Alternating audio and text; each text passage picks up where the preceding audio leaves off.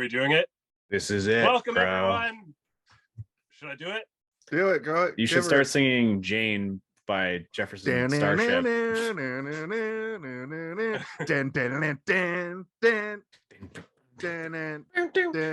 know what that means. It's this week's episode of Hey, did you see this one? And if you tuned in tonight to decide whether or not you should go see Cocaine Bear, you should probably have left a little pause between Hey, did you see this one and the next. But anyway. Did I fuck up? No, you should leave a pause between you sort of went like, hey, did you see this one? And you didn't really like actually leave a breathable moment to cut for Jason. For editing purposes? For editing purposes, yes. For editing purposes. Thank you, everyone, for humoring us during this a slightly different episode this week. We're going through a little bit of some changes, some moving and whatnot. You guys don't need to worry about that. You don't even care about that. You came to hear about us talk about Cocaine Bear. Myself and my fellow hosts, Jace Man and Steven. Jace Man and me, Steven. I have no nickname. I'm the nicknameless man. H2O. And we are diving deep into the acclaimed Cocaine Bear. Acclaimed? It was acclaimed by the garbage people. They came out from the garbage and claimed it as their own. Yeah, I'm gonna let everyone know that this episode might be a little rough compared to some of our previous episodes. We're not holding any punches, no hold bars. But we will start off as we always do with our first memories, what we remember from when we first saw this. And Steven, if you'd like to go first, what do you remember about the first time you saw Cocaine Bear? This is kind of a weird segment because usually we do this because the movies that we talk about, have our discussions about are often from the 80s or 90s, where it's like, well, I have a very interesting anecdote. When I was 10 years old, I saw this movie and it terrified me. This movie came out this year, so I saw it earlier this year when it came out. I believe it went on sale on Xbox or the Microsoft Store or whatever for like $4 one night. So I bought it and I was like, yeah, I'll buy this and watch this weird shit. Because I thought it was going to be the same sort of idea as Snakes on a Plane or Sharknado or whatever, where it's just like garbage. And it was, but it wasn't as fun as Snakes on a Plane or even Sharknado, because it wasn't the kind of garbage that you expected. But yeah, the first time I saw this was a couple months ago when it first went into the Microsoft Store, and I bought it for $4. A good price for this. Well, you got overcharged if you ask me. But that's a great answer nonetheless. Which brings us to you, Jason. What do you remember about the first time watching Cocaine Bear? It's worth noting that Steve is right. This movie came out literally this year, and this whole month, we're doing movies that are new, and we came up with some convoluted name, and it's something like real recently reviews. Released reels repost or something. Yes, recently released reveals repost. Like, reveals. I reveal to you that I forgot. Oh, and my throat's REEL, we should say. Yeah, and also riposte like fencing. Like and we watched this movie, and the first time I watched this movie was Monday, and I sat and watched the whole thing because I was excited for it. These movies are going to be movies that I just like. New movies, it's like 90s movies and like extremely new movies I'll sit and watch as like that's what I'm doing for that couple hours. It's the 80s movies and the 70s movies and some of the early 2000s where I'm just like, ugh. This one I actually watched with my wife. You guys asked me after I came onto our chat and said, ugh, Steve, I believe you asked me, what did you expect? And I'll tell you, I've thought about this quite a bit since then. I expected like more of a tongue-in-cheek like comedy. I didn't know that it all took place in like I knew that it was going to be like a few different stories that of people interacting with the Cocaine Bear. So I went into it more so thinking it was going to be I didn't know it, like I said, I didn't know it took place all in the park. I thought it was going to be like the bear traveling across Like I thought it was gonna be like a reverse travel movie where we just see the bear interact with these like different groups of people in more of a comedy way. Maybe one of the stories was like a little bit horror. I didn't realize this was like Jaws. I didn't realize this was like comedy Jaws. It's kind of a take on the Jaws formula where Jaw there's dropping comedy, because they dropped the concept of Jaws being a severely good horror movie. Yeah. And also funny. Yeah, exactly. So that was my first foray. I just want to mention though that I watched this with my wife who like never watches horror, and the look on her face at some of these moments, like she's not like, she doesn't hate gore, and this movie doesn't really fall into that like spooky horror, but there are a lot of weird like jump scares, like just like and she wasn't really down with that. So it was kind of, I think I was feeling a lot of her energy, but also I just didn't have that great of a time watching this, and it started so strong, like the guys being wackies, all coked out. Wet Hot American Summer. I was like, oh man. And that's the other thing too, like Elizabeth Banks was in that movie. I'm sure that she was like, I'm making a comedy, I'm going to use the song from the movie that I was in, get instant recognition. Anyway, we'll talk about it more in the body of the episode, but I think that's also like a very drug related song. True. Right? Yeah. It's probably like in Blow. It's probably in it's in all the cocaine movies. This takes place in 85, right? So yeah. So cocaine was huge. Cocaine was huge in 85. I was born in 85, and I'm sure was that song huge in 85 though? Probably. Jason, do you remember that year 85 when you were around? Yeah, when I was 1, when I was 0. Big year for me. It'd be funny if the song came out after 85 and it was just a horrible mistake. Kind of like the movie being made. I'm curious about why. Let me shed my first experience with this movie, and then we'll get into the bulk of the episode. But I went to go see this movie with my friend when it came out in theaters a few months ago, and I, like you, Jason, had an expectation that it was going to be like a silly, stupid comedy, like an Anchorman or something, right? Yeah. Like kind of like Judd Apatow type comedies. Like Cocaine Bear. What a ridiculous title! What a concept! It's got to be silly and ridiculous.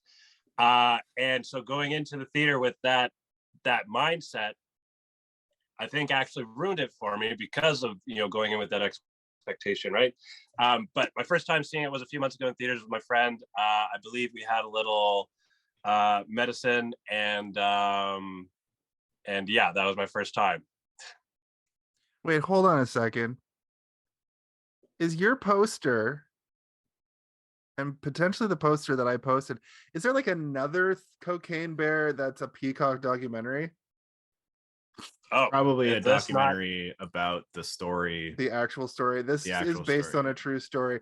That's funny. That's not the poster for Cocaine Bear, but that is the font for the movie Cocaine Bear. I think. Yeah, they probably released. Yeah, they released it. It's like the Blair Witch stuff we've talked about before, where a network will connect itself to a movie. Peacock, I assume, is probably it's NBC, right? So it's, I think, connected to Universal. Yeah.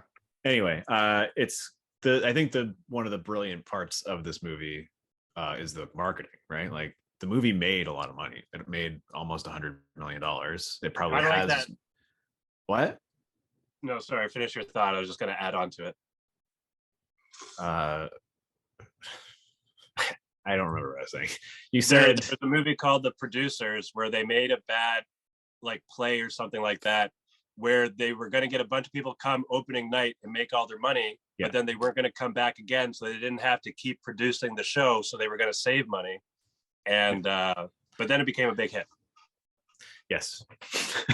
Thank you for the producer's history lesson. I hope they turn this into a big stage play, because I think that would be with more entertaining. A big puppet Cocaine Bear with like 5 guys in like interpretive dance black outfits, just puppeteering a big dusty bear. That would be pretty cool. But yeah, the movie I think made just under 90 million, and it was only 35 million to make. And not for nothing, the movie looks good. Like it's well shot. There's some cool shots, like Elizabeth. I don't know if I agree, but let me just if I may go over, just summarize the movie quickly so we don't have to go beat for beat everything that happens. Okay. We can just talk about it.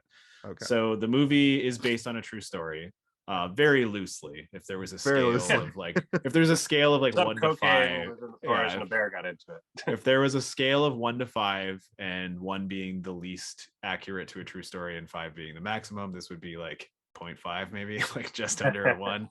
Where, you know, a guy was dumping cocaine out of a plane. He jumped out and his parachute didn't open and he died. And no, he hit his head. He knocked himself out, so he couldn't open his parachute. Well, that happened in the movie. I'm talking about in real life, Kellen. Oh. Talking about the real life story. And they found cocaine in the woods, and they did find a bear that had eaten a brick of cocaine and died. That bear fucking died, by the way. They set this movie up for a sequel, and that the real bear fucking its heart exploded because it literally ate several bricks of cocaine. Yeah, it ate it, and it started to like the way it felt, so it ate more, and then it just died. But that's not great for a movie. You have to make the cocaine bear be a crazy drug addict and love cocaine. It's a good lesson for all you kids out there, though. Do not eat a whole brick of cocaine. No, yeah, don't do or cocaine just don't until you're eat at least 20. cocaine at all. What? But I said don't eat cocaine at all, Jason. Whatever you said shouldn't have been said at all, I think. The movie is about, like Jason said, several story arcs kind of happening simultaneously. Some of them weave together and some of them don't until the very end. But you know, there's several groups of people. They're all in the same wilderness preserve where the bear lives. And the main bulk of the story is a mother looking for her 2 children who have skipped school to go paint some waterfalls. They run into the cocaine bear. The next thread is the park ranger and a park inspector. Trying to get a hot date. Yeah, and they have I mean, she's like obsessed with him. He's not. But they meet up with the mom to help her find the kids. And then there's also young Han Solo and Ice Cube's son. I don't remember their character names. Holy shit, Steve, thank you so much. I didn't look up the cast. I forgot to after the movie. I spent that whole movie going, where do I know Eddie from? He looks so familiar. Where do I know him from? That's Han Solo. Young Han Solo and Ice Cube's son. They're Ice Cube's son. They're criminals who work for Ray Liotta, and Ray Liotta also is Eddie's dad. And he sends the 2 of them to go look for the cocaine because the Colombians are mad.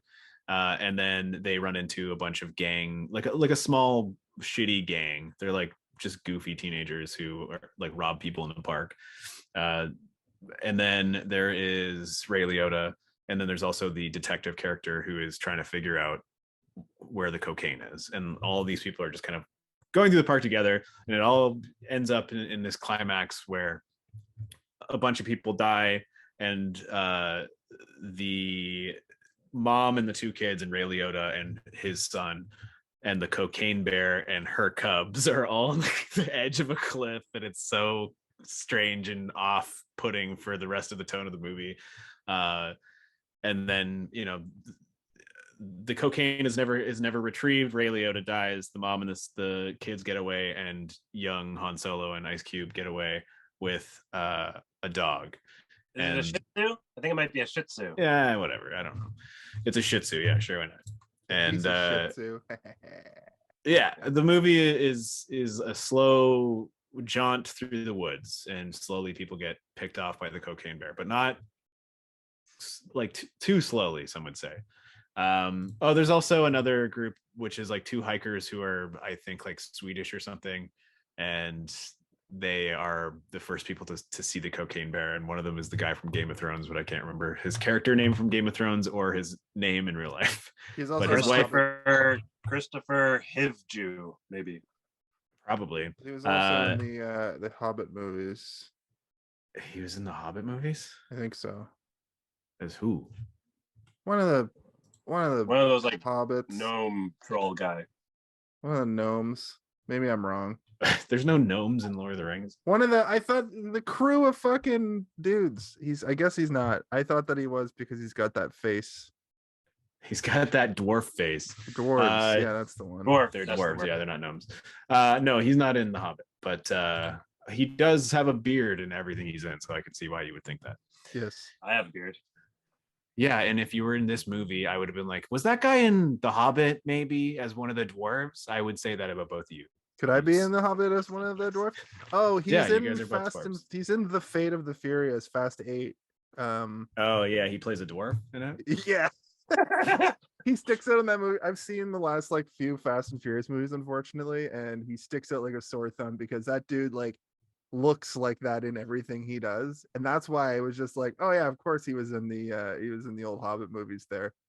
Yeah, But no, he's that's his Tormund look. Giant's Bane in Game of Thrones. Tormund, yeah. Tormund. And he loves Brienne of Tarth. He wants to make giant He babies wants to with make gigantic babies with her, and all of their interactions were the best parts of the last little bit of that show. But this isn't a podcast about Game of Thrones. This is a podcast about a bear who loves doing cocaine. Loves. Yeah, you know what would have made this movie better is if the person who wrote it was actually on cocaine the entire time while writing it. It probably would have been way more unhinged and crazy. I don't know if it's written like a fucking 80s nightmare movie. Well, let's talk about that a little bit. What was something that you guys liked about this movie? There was some funny dialogue, I think. I don't think there was any like visual gag that made me chuckle, but there was a lot of dialogue stuff that I was like, this is so silly. And like, I would actually kind of start chuckling to myself on the couch, which I don't really do very often when I'm by myself. I would have to agree with that, Steve. The whole opening where the couple is like taking pictures, they see bear, they're like, you know, they saw the beluga. They talk about the beluga whales in Finland. Like, we have such good luck in nature. Yeah, first the belugas and now this. They're taking pictures of this fucking bear who's just like, he's and you rubbing know his it's back gonna in a happen, tree, just like, and then he starts bashing his head on the tree, and you're like, uh-oh. And then Tormund's like, it's demented, I think. I think it's demented. And then it does that thing where it disappears, and then we got our first jump scare. It pops back up. Yeah. That's a thing. I do like daytime horror. I like horror movies that take place in the daytime. It's a unique feel, you know, like Midsummer. This movie is not Midsummer. Let's not get it twisted. Well, the thing that I like visually, this movie is filmed all during the day, like you said, but except the end chunk.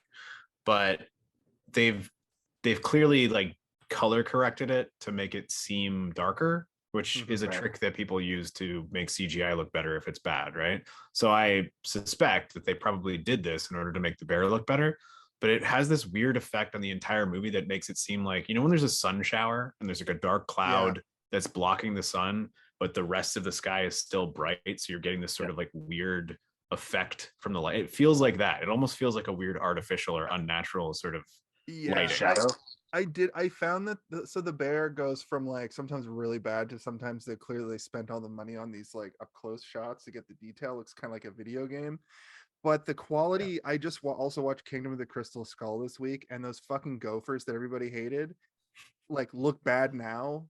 Because the movie's from 2008, and I would liken the special effect quality of the bear to be closer to like something from that time. The production time of this movie as well was not it wasn't a lot. It wasn't a huge amount of time. There was a quick turnaround on this movie, but the special effects house that did the bear is Weta Workshop, which is the like gold standard of special effects in the world. Like, they do the best special effects in terms of computer generation and practical effects. It is a little bit disappointing that there was absolutely zero practical effects for the bear.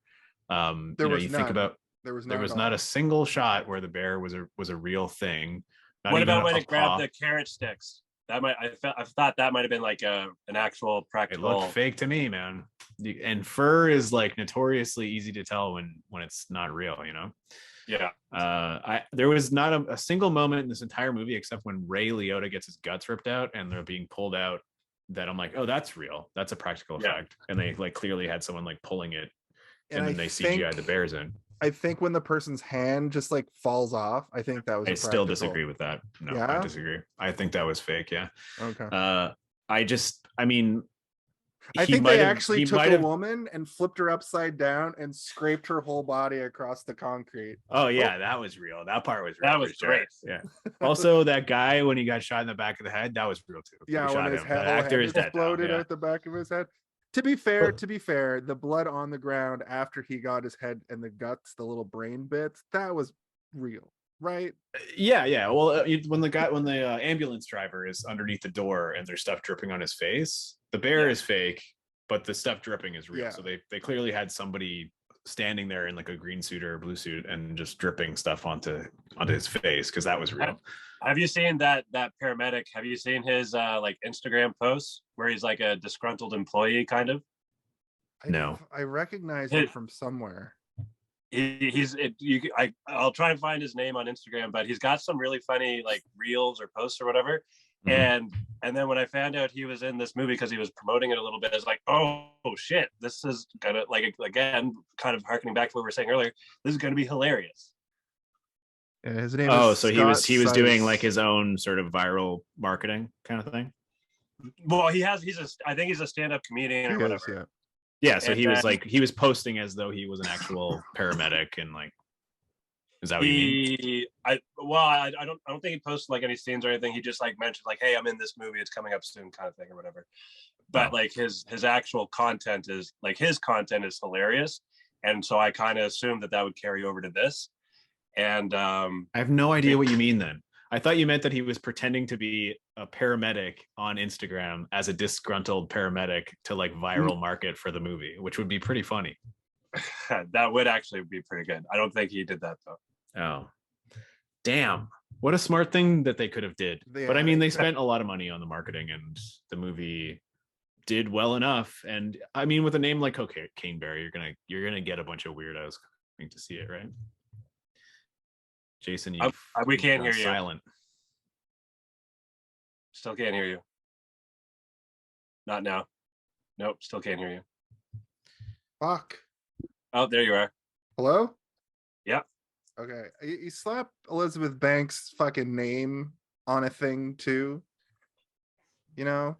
She's only directed 2 other things, and both of them have not been received well, and this wasn't really received well either. So. Right, but like it's one of those things where you're just like, I recognize that name. Let's go see that thing. And also it's about a bear that does cocaine.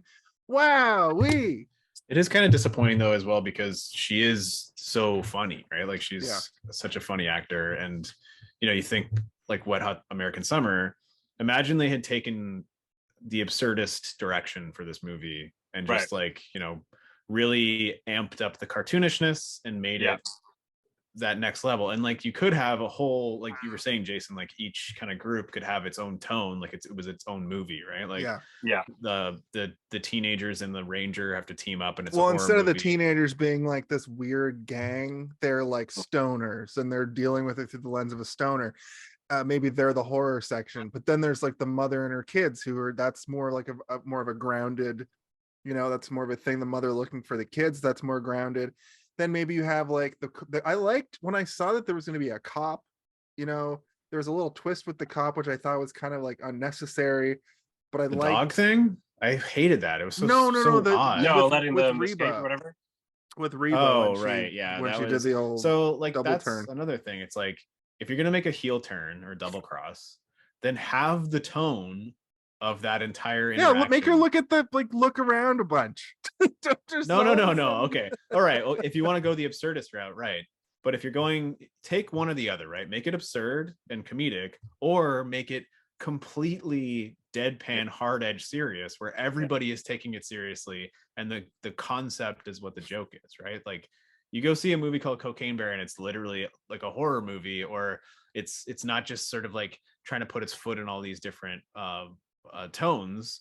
Make it a hard R with just no jokes, and the jokes are shitty 80s one-liners, or people being like, I think the bear's on cocaine. Well, I think that it was it was a bit of an intersection between something like Snakes on a Plane and like a hard comedy horror like Tucker and Dale versus Evil, where there's gore and but that's the thing, is that they're trying to do the intersect. But those two movies are like are on a completely all the opposite sides of the scale. Tucker and Dale, fucking hilarious. It's comedy first, horror second. Snakes on a Plane is in the same vein as like Sharknado, just like better made. Whoop, my glasses. Go ahead, Kaylin. I was thinking about this afterwards, but I couldn't remember the name. what was that movie with the like a werewolf or whatever, and like there's people like trapped in a winter cab or like a cabin or Yes, something like I that. was gonna bring that up. Werewolf Within. Is that what it was called? I couldn't remember was- the name of it. Felt kind of like that's based on a video We game. talked That was about this before, yeah. that was an Ubisoft movie based on the video game and the card game Werewolves Within. And that tonally felt a lot like this movie as well. But that one is more Right. like, that's more of a like The Thing kind of a thing where it's like, who is the werewolf? It's pretty Yeah. clear who the cocaine bear is in this movie.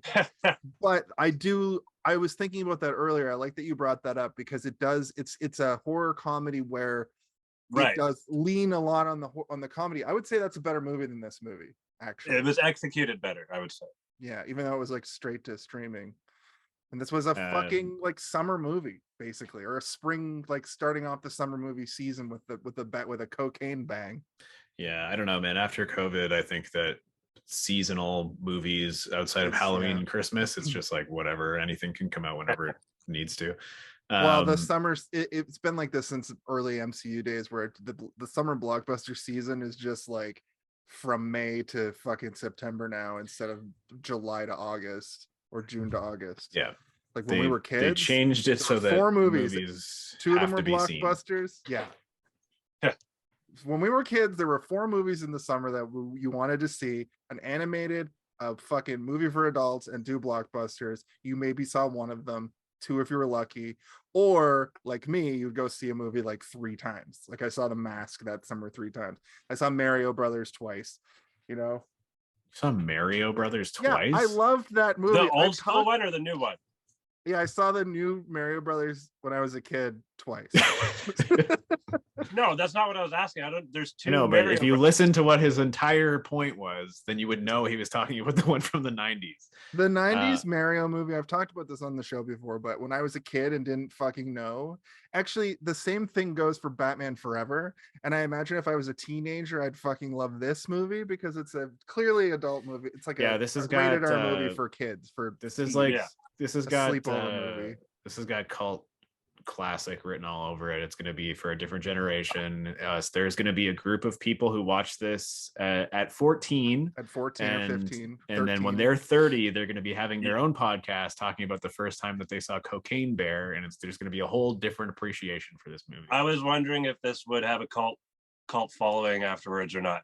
Like there's elements to it, there's things in it that I'm like, okay, I see what you're trying to do and I like the idea of what you're trying to do, but for some reason you're not hitting the mark. It's not being executed. Listen, right. Elizabeth Banks is going to make 5 more movies, and she's going to make a couple of like really, really good movies, and then people are going to start to appreciate this movie for other reasons outside of what it is. I think that's my prediction. I think she made some directional stylistic choices for some of the shots. There's this great shot that's just a wide shot of like it's like a meadow kind of, and a tree, and in the far back, you know, there's like a building or something in the back, and like 2 people just come off from the right. The kids. Yeah, the kids come off from the right side, and I just thought it was a cool, well composed shot. There was also there's like a couple of good shots in this movie, but not enough for me to call it stylistic and having a. It's like, you know, you think about like Burton or Raimi or Spielberg, and they all have their own sort of identity on camera, right? Wes Anderson is a Wes Anderson is he's that's like the most like, okay, calm down, buddy. Just as a quick side note, did you see the person on TikTok who was like, Wes Anderson spends his whole career building this unique style, and the marketing for Asteroid City is a lot of people creating their own like their little Wes Anderson moments for it. And the person's like, not only did people like rip this style off for these videos, but some people are doing it better. But how do you like foster and develop this whole style for your whole career, and then just as soon as people have cell phones, they're able to just be like, you know, just I did see that TikTok completely. And then all I could think was that Wes Anderson probably loved it. Yeah, he probably is like, this is amazing, this is great. Also, I don't think that anybody's doing it better than him. No. There's one video that ended up getting turned into an ad for Asteroid City that was almost perfectly Wes Anderson. You know that he interviews people and he interviews Wes Anderson, but you've probably seen it as an ad. I saw it before it was an ad. And it's very well done in that Wes Anderson style. Well, Wes Anderson is just Stanley Kubrick if he was a cocaine bear. He did a lot of cocaine. So yeah, no, I think that this movie does, like, I feel like Elizabeth Banks probably has a cinematographer who she allows to do stuff, but like I don't really know how much she has in terms of input on the principal photography. I'd like to know. Okay. I'd like to look Yeah. more into it, but she hasn't done enough movies that I'm interested in, right? Like she made one of the Pitch Perfect movies, which I have absolutely no interest in watching, and she made Those are actually pretty fun. Those They're are not the bad. singing ones, which I have right? absolutely no interest in watching. And I'm telling you, they're actually pretty fun. I will didn't repeat think I was myself gonna have again. any I have interest in it. absolutely no interest. I in will say watching about them. the Pitch Perfect movies, they're a lot like the Fast and Furious franchise, where it starts out one way and by the third one, it's like, what the fuck happened here? Kaylin, do you know what I'm talking about? I don't want to spoil anything. For the I'm Pitch trying to Perfect remember. I think I've movies? only seen one or two. I can't Okay, remember which ones. Fuck it, I don't care. By the third one, it's like spies and shit. Oh no, I don't remember that. The Pitch Perfect movies are? Yeah, it Yeah. gets real crazy. Well, listen, I have seen a chunk of one of them, and I think it might have even been the second one, but it was like in a hangover Sunday at like someone's house, and there was 12 people, and we're all munching on McDonald's, and I was just like, Right. this movie is not for me. No. Why am I here? They're making songs with their voices. I don't care. Steve, I don't know if you know this Care. about Steve Caleb, but he hates like live musical performances like that, like in live I don't hate all of stage them, form. but But I I do hate a lot of them. I imagine the dubbed over like High School Musical version of it too would probably make you cringe a bit, because I do find the dubbed. I mean, I over love the singing. Rocky Horror Picture Show. It's a That's great a movie. different. That's different. Yeah, because it's hot. Yeah, that's also but a fucking she movie. also God anyway, damn. if I could finish my thought, she also made the Charlie's Angels remake that came out a couple years ago, which I With don't know. like Kristen Stewart or whatever. I thought people liked that movie. I don't know. I don't think I know anybody who's seen it. Did you end up watching the Charlie's Angels movie? Yeah. Like the Hi, new one? Madison. Yeah. Of course. Madison's here. She saw it, and did you like it? It's very good, but I enjoyed. Well, there you go. All right. Elizabeth Banks' household here. I hated Cocaine Bear. She hated Cocaine Bear. She tolerated Charlie's Angels remake. So what I mean to say is that I don't know enough about her visual identity in terms of filmmaking to be able to say like, oh yeah, she has a presence on screen. Maybe she will one day.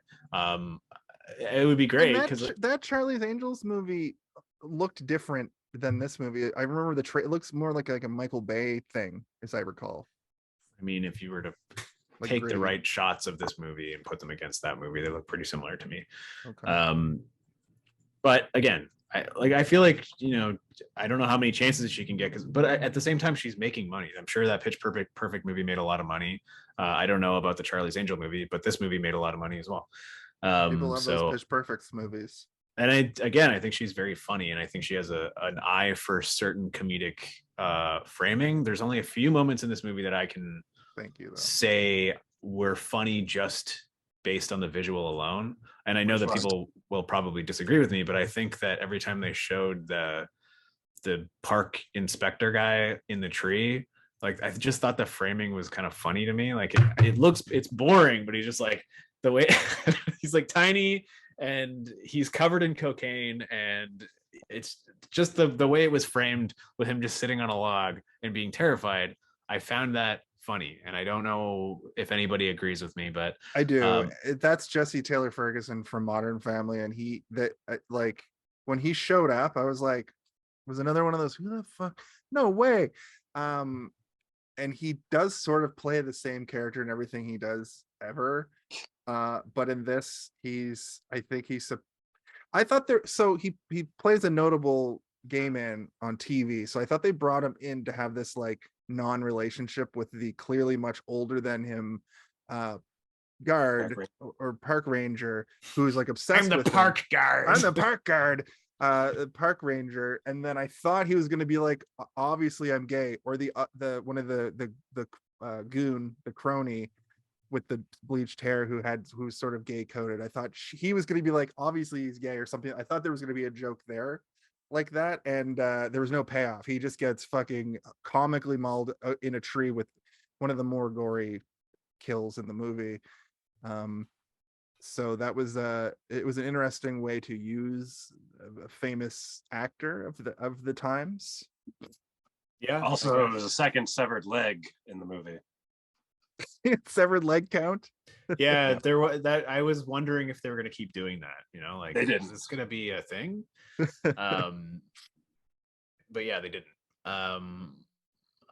I also think they could have made it more comedic in terms of who the bear attacks, because the bear just kind of seems to have no direction, which, you know, in terms of the logic of the bear being on cocaine, sure, it's just going to attack everybody.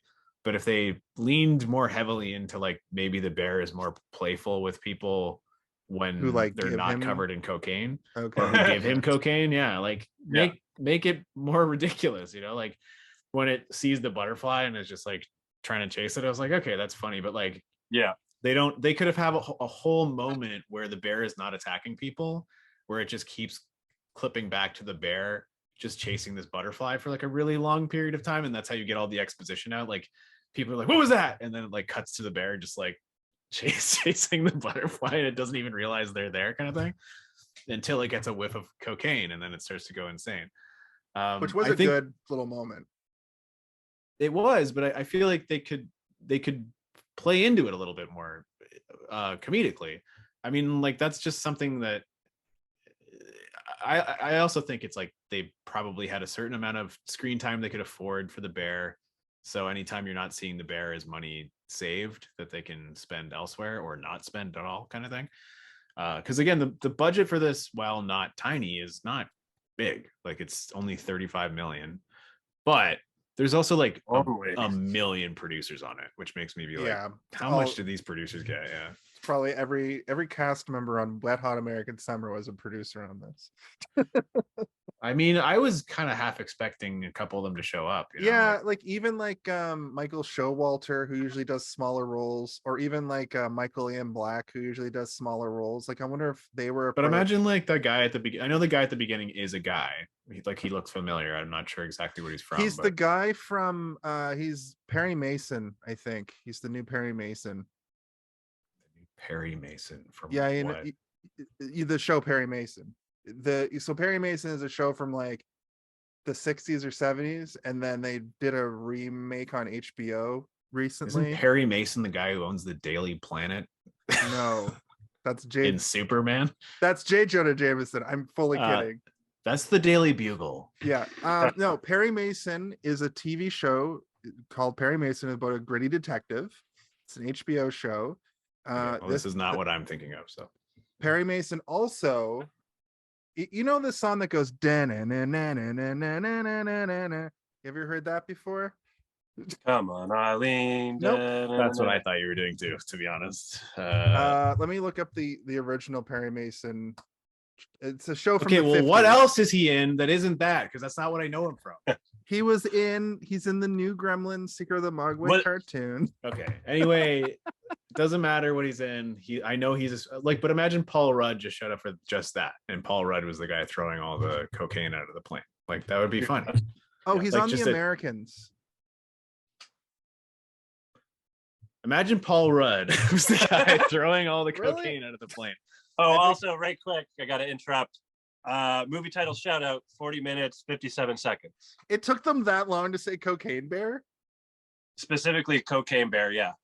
There was cocaine, and there was bear. Some sort of but it's cocaine when the bear. kid says he didn't know it was a cocaine bear. Looks right at the camera. Yeah. Scott Seiss? That's his name? That's No, the that's the paramedic guy from the parent. That's the paramedic. This guy's name is Oh. Michael Rice. Michael Rice. He's not. He's on The main Americans. page.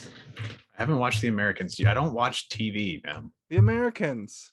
The Americans. He's from He's America. The American from Americans. Is he Who Captain was your America? favorite group to follow? Whose storyline was your favorite storyline to follow? I'll tell you one of my favorite parts involving that question. I really liked the kids, like the goon kids. How like The punk team guys? yeah, they remind me of Bulk and Skull, kind of from Power Rangers. Right. But I really like once his two friends die, he has that like, we're gonna go to the city, we're gonna be best We were friends dreaming forever. of moving to New York City. Yeah, and then it both shows a still shot of them, and he's like psyched, and they're both dead in the way Like that they dead died. or whatever, yeah. I liked that. I think I liked the little boy. I thought he was like weirdly kind of funny to me, especially when his voice would crack and he Yeah. would do like a very high pitched scream. I thought it was Yeah. funny. And I'm extremely tired. I'm The fucking end. tired, yeah. And then I also liked Alden Ehrenreich or whatever. I thought that his mopiness was very relatable, but also like the stuff that he would say was pretty funny to me. He was He has one line where they play the song on the radio and he's like, this was Joan's favorite song. Also the tattoo where he was clearly so sad or drunk when he went to get a tattoo that the guy tattooed John on his chest is pretty funny, debatably. And it's too like raw still for him to get it fixed. So he has to wait for like a week. But then the other part where they're in the car and he's like, this was Joan's favorite song. She said that he sings with the voice of a 1,000-year-old man. Like I was lying on the couch and like I heard it and it took me like 2 seconds and then I just started giggling to myself. Like that's pretty funny. Like what does that even mean? What did you think about the editing of that scene where they had it like they were doing like one shot of each of them going back and forth? I disliked the fact that they kept jumping around. I don't like it when they just cut to a whole other group of people in a movie to get one little bit Joke or whatever. I think there's a way you can do that stylistically. Yeah. I think there's a way you can do that stylistically that they chose not to. And you know what would have been interesting is if the editing in this was a little bit more sort of like hack job, and then anytime where there's meant to be a passage of time where they're all doing something like a montagey thing, they bring that song back from the beginning, the song on the plane, and you just have sort of like almost like a Blow style, like from Blow, where like squares are coming in and and you could do stuff like that would like be like, oh, this movie is emulating movies like Blow, where it's like, you know, stuff is meant to be cocaine's cool and so is this movie. And like I think there's a lot of stuff they could have done in this movie where it's like our what went well and what could have been better. There's so much that could have been better in this movie. And like these are things that while I was watching, I'm like, how did they not think to do this? Like, have they not watched movies about cocaine? Like, why didn't they just really fully lean into that's part of it, this a cocaine movie? That's part of it too. Like they could have really leaned into it being more of a parody of movies like Blow and the Johnny Depp one, where it's but at the end of the movie, it's a movie about family somehow. It's a family movie. The fuck? Yeah, where it's like the bear has a baby and her mom is saving her babies. Defeated Ray the Liotta's evil a bad dad. He's a bad dad, and now the dog has a new dad. And I'm like, even did Elizabeth Banks have a baby like just before this movie, and that's why she gravitated towards it? Like, I'm gonna make this into a movie about family. There was some comedy in this movie that really fucking fell on its face, though, at the same time as there being some good stuff. Like when they go into the bar, when Ice Cube's son first goes and meets up with Eddie. Character name David, real name O'Shea Jackson Jr. Yeah. They have this like what felt like the only real improv moment in the movie where they're just like, he's like, let me get the what he's having, let me get the penne. And then he's like, right as the scene's ending, he's like, does that penne have chicken or beef or like what's in it? He's like, it's just penne. It wasn't. We made it funny in that moment for this podcast, but in the moment of the movie, I was like, what the fuck? This scene just went on like. Yeah, that's meant to be a joke. I think the John Joan thing, even that, like in my I don't know. head, I was like, this is objectively a funny bit, but Yeah. it's not making me chuckle. I think O'Shea Jackson Jr. unfortunately he's okay in some stuff, but this is the first like comedy I think I've seen him with like trying to do comedic chops.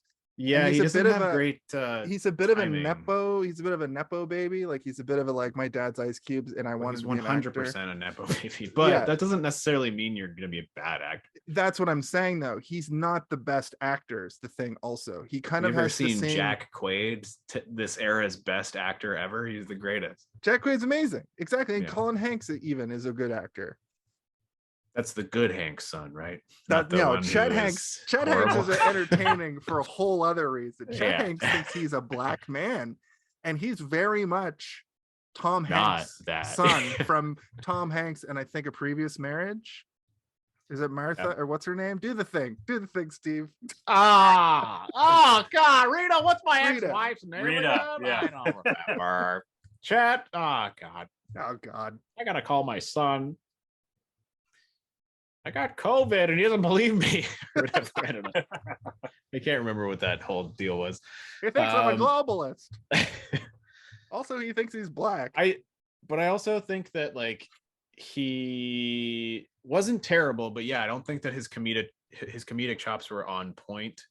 I think, again, most of the comedy for him was that he kept getting horribly injured. Yeah. I think they should have maybe fucking up his Jordans. Yeah, it's not that he gets injured. It's that all of his like great clothes keep getting destroyed in comedic ways. But they didn't. So for me, I forgot about the catch-up at the beginning until he steps in the puddle later, and I'm like, oh, he's fucked his shoes up again. But then I'm like, oh, is the joke that his clothes are getting ruined, or that he's getting horribly injured, but he cares more about his clothes? And it wasn't really like, I know, but like it wasn't clear. It wasn't clear to me. Like, I think that if he was getting so upset that his clothes were getting ruined, rather than his fingers getting blown off, like.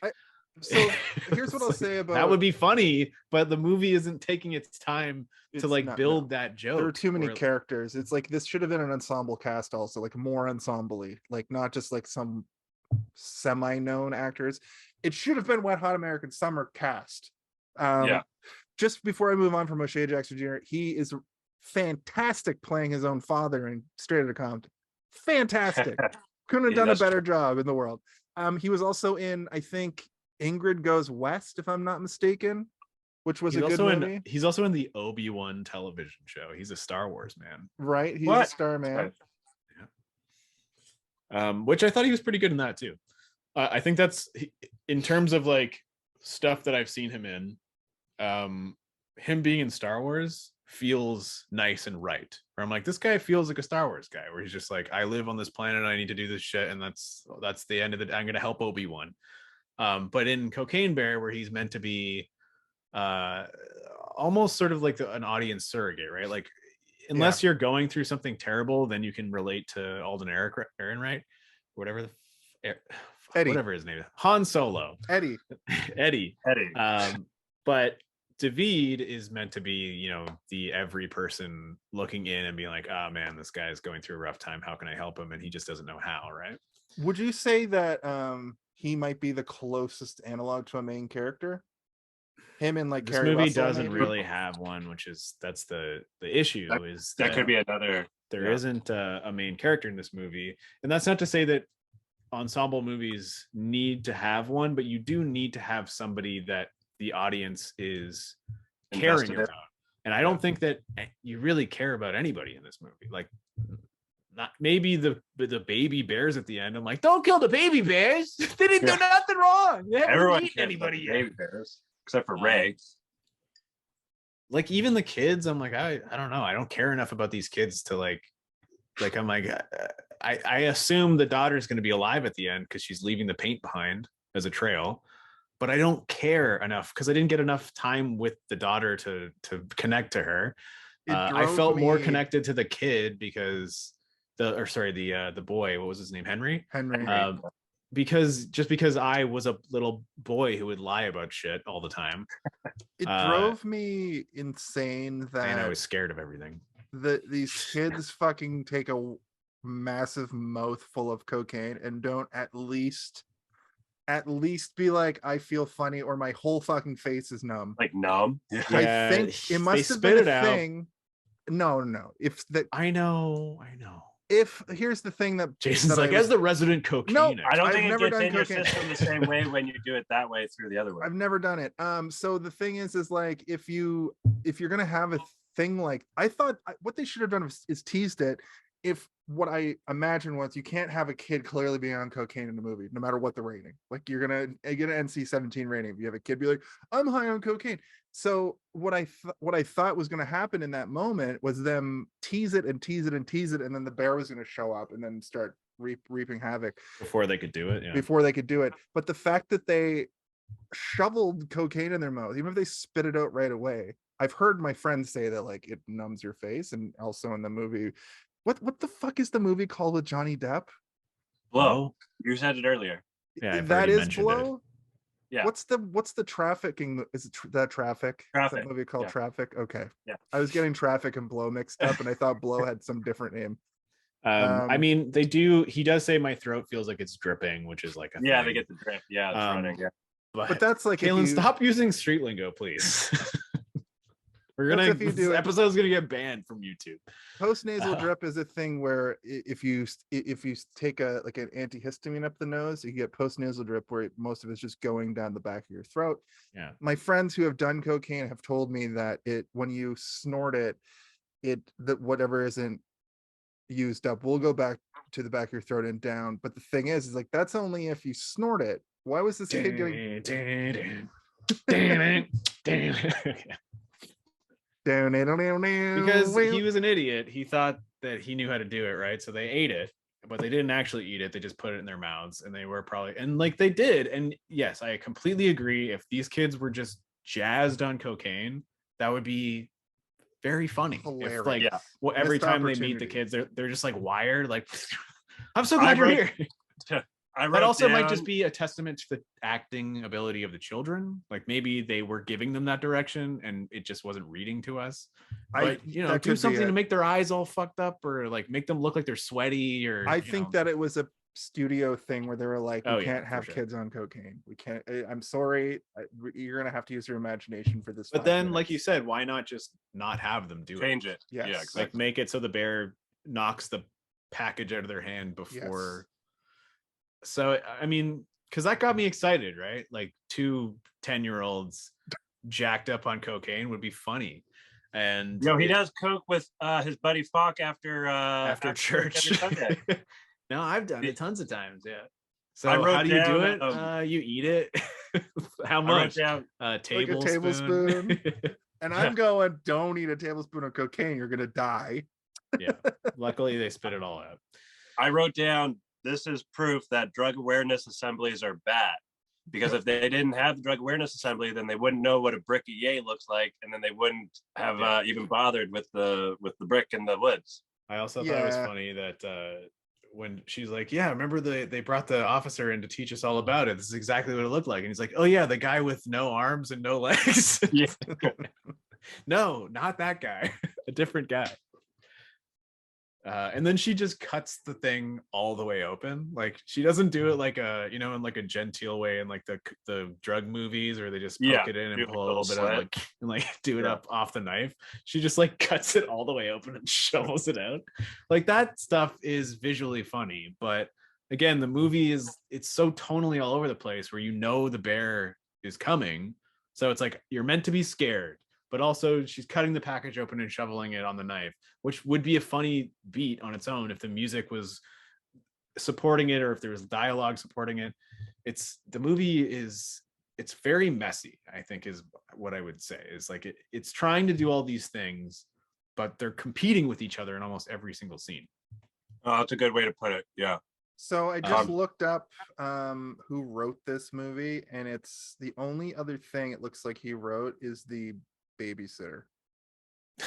The horror Not like movie. a bunch of other movies about cocaine. No, Obviously. I feel like this guy has never done cocaine. Oh in man, his The life. Babysitter with Jonah Hill. That movie, I No, think I saw no. that and it was weird. It's not the movie I'm talking about, and he didn't even write it. He was in the Babysitter is the horror movie about the babysitter who like has all her friends over The and Netflix then kills movie, them all. Oh, Yeah. Yes. Okay.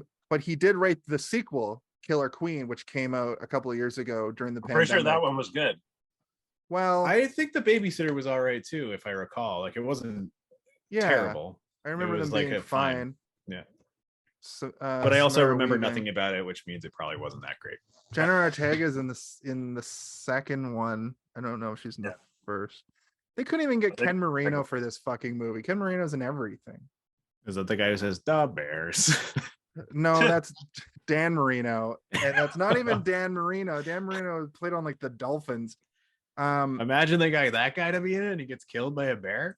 No, Ken Marino's the guy from like Wet Hot American Summer and Party Down and I mean, when you say they couldn't even get, maybe they just didn't. They didn't ask. try. Yeah. I mean, I the feel like- woman who plays the park ranger is from 90s sitcoms and 2000s, early 2000s sitcoms. Well, I saw a sort of like a web of connection, like of how all these actors are connected, and they all worked with each other in some capacity within the last like 5 years. Okay. So it was almost like they were probably all working on different things and started talking about like, well, we're gonna make this Cocaine Bear movie, and they probably just started being like, yeah, we'll pay you like $200,000, and then we'll Pay give you scale. like we'll give you 0.5% on the back end. So when the movie comes out, if it makes a lot of money, you'll make like $1 million. And it was probably just something like that, where they're like, it's what we would like to call in the business, fucking cash grab. Cash grab. Cash grab.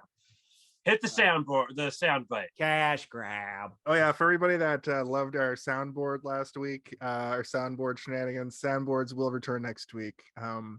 Cash Look, grab. it's gonna be a cash grab. In fact, I'm gonna get a cash Any other grab. technical issues aside. I'm gonna get it. There was no technical issues this week, Kayla. Well, the internet or whatever moving and stuff, and wires being broken, whatever. Yeah. I'm gonna get a cash grab. I mean, if we were to call Jason's situation right now a technical issue, then every single week we have a technical issue with you, Kaylin, filming on your fucking phone. Yeah, Right. you do film from your phone, and it's just somehow that's a testament to the iPhone. I gotta say. It's got a good aspect- microphone on right? it. Your aspect ratio is a little fucked. You're in 4:3, but Yeah, I noticed that when you post the final copy on YouTube or whatever, you guys are like widescreen or whatever, and then I'm like full screen, which I don't know why. My phone turned sideways. I'm sure there's a setting. We'll talk about it in the post media scrum. There is like a huge part of me though that wishes this movie just went full absurdist or full serious, like right down the middle. Right there with you. Is I wish it would have either Not been great. I wish it would have either been a 100% serious horror Like movie think about the most with like a bunch of teens, like a parody of Friday the 13th, but like serious, or go the other way with it and have it just be like Harold and Kumar, ridiculous. I would say think of the most ridiculous thing in Wet Hot American Summer, which is like the can of beans sucking its own dick or whatever. Yeah. And then like something like the first Nightmare on Elm I Street. think he bangs a fridge actually, but yeah. Well, he says like, I used to be able to suck my own dick and I did it a lot, I think is like an actual line from that movie. Or he says I can suck my own dick and I do it a lot. But the way he became a can of peas, if you like watch the TV show, he fell into like a puddle full of nuclear waste. Yeah. Like just like the old Teenage Mutant Ninja Turtles. But you go the other direction, and it's the perspective of the teenagers from Nightmare on Elm Street, right? Where they're so serious about what's going on. Like those are the two options that you should go with. And they tried to do the center, and it just didn't work, man. Well, the movie Doesn't work. plays a lot like a streaming service movie. It just somehow got wide release. It's and because it was called Cocaine Bear, and it was directed by a prominent director who had only theatrical releases that did well, and the cast was stacked enough. Lord and Miller were producers. Movies going into 2023 were kind of scarce. The last couple of years have been post-COVID have been kind of I think this let's was put also... anything in the theaters we can, guys. Yeah, Remember that year where the only movie was Top Gun Maverick? We need to put whatever we can in those theaters. Yeah. We gotta get butts. Do you and think seats. they use like cheap equipment or something, like cameras or whatever, or lenses or whatever, or like? For what reason would you say this? Like I just went watching it. It felt, or maybe it's just the what's the word I'm looking for? Like it felt kind of indie. Like it felt like someone's first movie, kind of. I believe it was technically indie. I think they had to scrounge money from smaller sources, and then once they got the movie up and running, they were able to get Universal to distribute, which technically qualifies it as an indie movie. Gotcha. But that being said, a $35 million indie movie is like, what the Yeah. fuck? That's still I don't think they that's showed a this lot. at Cannes or Sundance. No, they did. They showed it at Sundance, and everybody said, "Get out! What are you doing here?" Robert Redford had a heart attack. Robert Redford died, actually. He went to see this movie, thought it was going to be a high concept avant-garde romance movie. Yeah, he was That like, cocaine bear is a French? metaphor Yeah. for something in France. I don't know. I thought it was Yeah, going to he be. thought it was a booze, French cocaine, movie. You guys ever drink wine with ice? If it's Oh. hot outside, I'll do that. Yeah, that's. Okay. I don't personally, but my wife likes a spritzer, which is like wine and put a little wine, put a little vodka, put a little Juice? little juice. I guess that's completely different than just putting ice in your White white wine wine. spritzer. That's I have that I'm like- record. Paul Rudd showing up with a motorcycle and crashing it. Whatever. What's riding it or whatever? Whatever. Yeah. Ugh, I when he's imagine cleaning like up, that's like again, ugh. I know the guy at the beginning is a guy, but like imagine Paul Rudd just showed up for like 2 seconds that day just to be the guy dancing and throwing all the cocaine. Doing That karate scene and probably shit? took an hour to shoot. So like, yeah, it could have been somebody from Wet Hot American Summer just to get everybody psyched. And you know they're friends still. They That might have course. disappointed me more though. If they had something awesome like that and I was psyched, and then the rest of the movie was still what it is, it would have made me feel even worse. That opening scene is quite good in terms of like getting you excited for what you're about to watch. You're like, oh, Yeah. okay, yeah, I like this. This is like some DB Cooper shit. Like, Yeah, it was very much DB Cooper. if you don't know who DB Cooper is, I do. Go watch Without a Paddle. What is he in that movie? They try to find his treasure. That's in it. the whole. Is that the whole conceit. plot of the movie? Yeah, Okay. they're going trying into to the find his woods to find cash. his cash. His Yeah. cash grab. Keri, Yeah, he was the guy who hijacked a plane and then jumped out of the plane mid-flight with like $250,000 or whatever, and he was never found. Some again. comically low amount of money for now, but at the time was a huge heist. Yeah, there's the movie that Windfall that came out during COVID as well with Jason Segel and I think it's two other actors who are well known, but my brain is now swapping their faces with other actors. Like it's not Matt Damon and it's not what's her name from Community. It's but- Jason Segel. Well, I said Matt Jason Dillon. Segel. That was the Oh. one I knew. Jesse Plemons is in it. Yes, and then the other actor is. The other actor is. It's only 3 actors. Anna de Armas is in. Sorry, Lily Collins is in it. Those are 2 people I get fucking mixed up. Yeah. But the movie is basically about him going to a billionaire's house and waiting there or trying to rob them, and then they arrive and he holds them hostage in their house for Wow. a small amount of money. There's only and- 4 people in the movie. Well, it was a COVID movie. Okay. That Yeah. one was supposed to be kind of like a thriller or something like that, right? Yeah, but it's also comedic and a little bit horrific as well. I think I saw it. It's good. I brought it up for a specific reason, which I now forget. So anyway, this movie Cocaine Bear. What do we get? Like, I have a segment I'd like to call. Okay, so if we go through our like segments, like I don't really have the Home Alone of it all is like him hitting his head on the plane and falling to the ground. It's like the movie just that's how it starts. yeah, you just as soon as It's soon their as they first Home start Alone of it all showing- happening within the first 30 seconds of the movie. Yeah, like as soon as they're showing those clips of like the real news stories at the beginning of the movie, like that's the whole, like it just begins. And then like we were Tom saying, Brokaw being like, a man was found in a backyard of a home. He yeah, was on like cocaine, and he had real story is $32 million. a dude fell worth out of a cocaine. plane as he was trying to unload the cocaine, and a bear ate the cocaine, and they found the dead bear. And I don't think it even had any. I don't think the bear even really rampaged. I think it Football probably. size bricks. But I of, think all those like sort of PSA Hmm.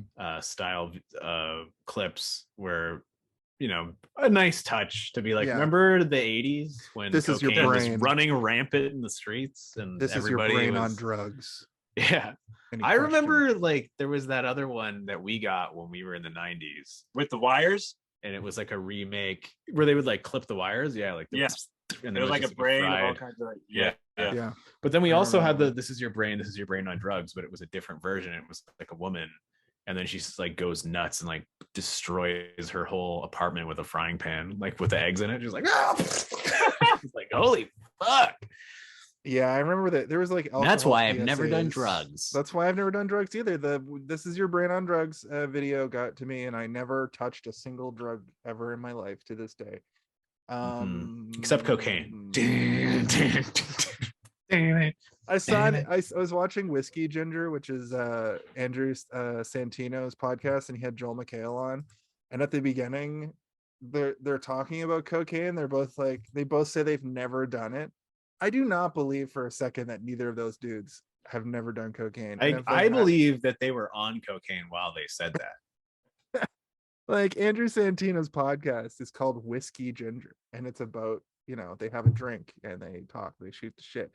And I mean, you never Joel know. McHale, Some Joel people McHale's just been in showbiz since. That's true. Maybe You know who surprised me? John Mulaney. that didn't surprise me. No, not me, because not he at was all. he's always been very open about his problems. and he was like, he looked like he He's was on always like, cocaine all the "Hey." time. Yeah. Actually, for me, it was like, I would never have thought he was on it. Like, I thought he was just a very animated comedian. But once he talked about one of his first times in rehab years ago, I was like, oh yeah, that tracks.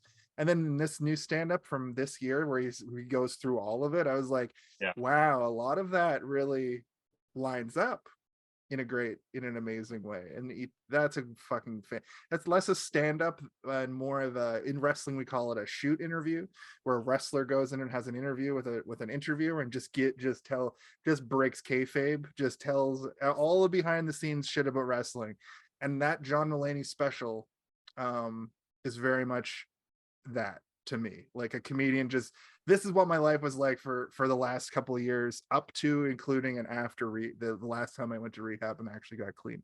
And the thing about it is he's, you know, who knows if he kept that clean. Hollywood people like to go to rehab and then just I think immediately- he's supposedly doing pretty well, but also, you know, it's none of our None of our fucking business. business, guys. Exactly. Let's not talk about this shit. I hate it so much. He's going through his own struggles. What do we need to talk about his problems for? That's true, Steve. I agree with you, but I will say that stand-up special is particularly good because it feels less like stand-up and more like you're reading a autobiography. I just remember when he was like, and then I was at a party and I drank an entire flask of perfume. And he like drinks the whole, I drank it all. And I said, fuck you, officer. Or whatever. That's my John Mulaney impression. That's a pretty good John Mulaney. Thank you. You're a bit of an impressionist, Steve. Just a tad. Here's sorry. The reason I brought that up was I don't have any the segments we normally do. I don't have any real theory corner stuff. Was more so about how this movie got made. I got a conspiracy theory. Okay. I mean, we could just actually say how it got made. I did a little bit of research, but if you want to give your theories first. My theory was just that there was this script that was lying around and they needed fresh ideas. And there's also this new trend.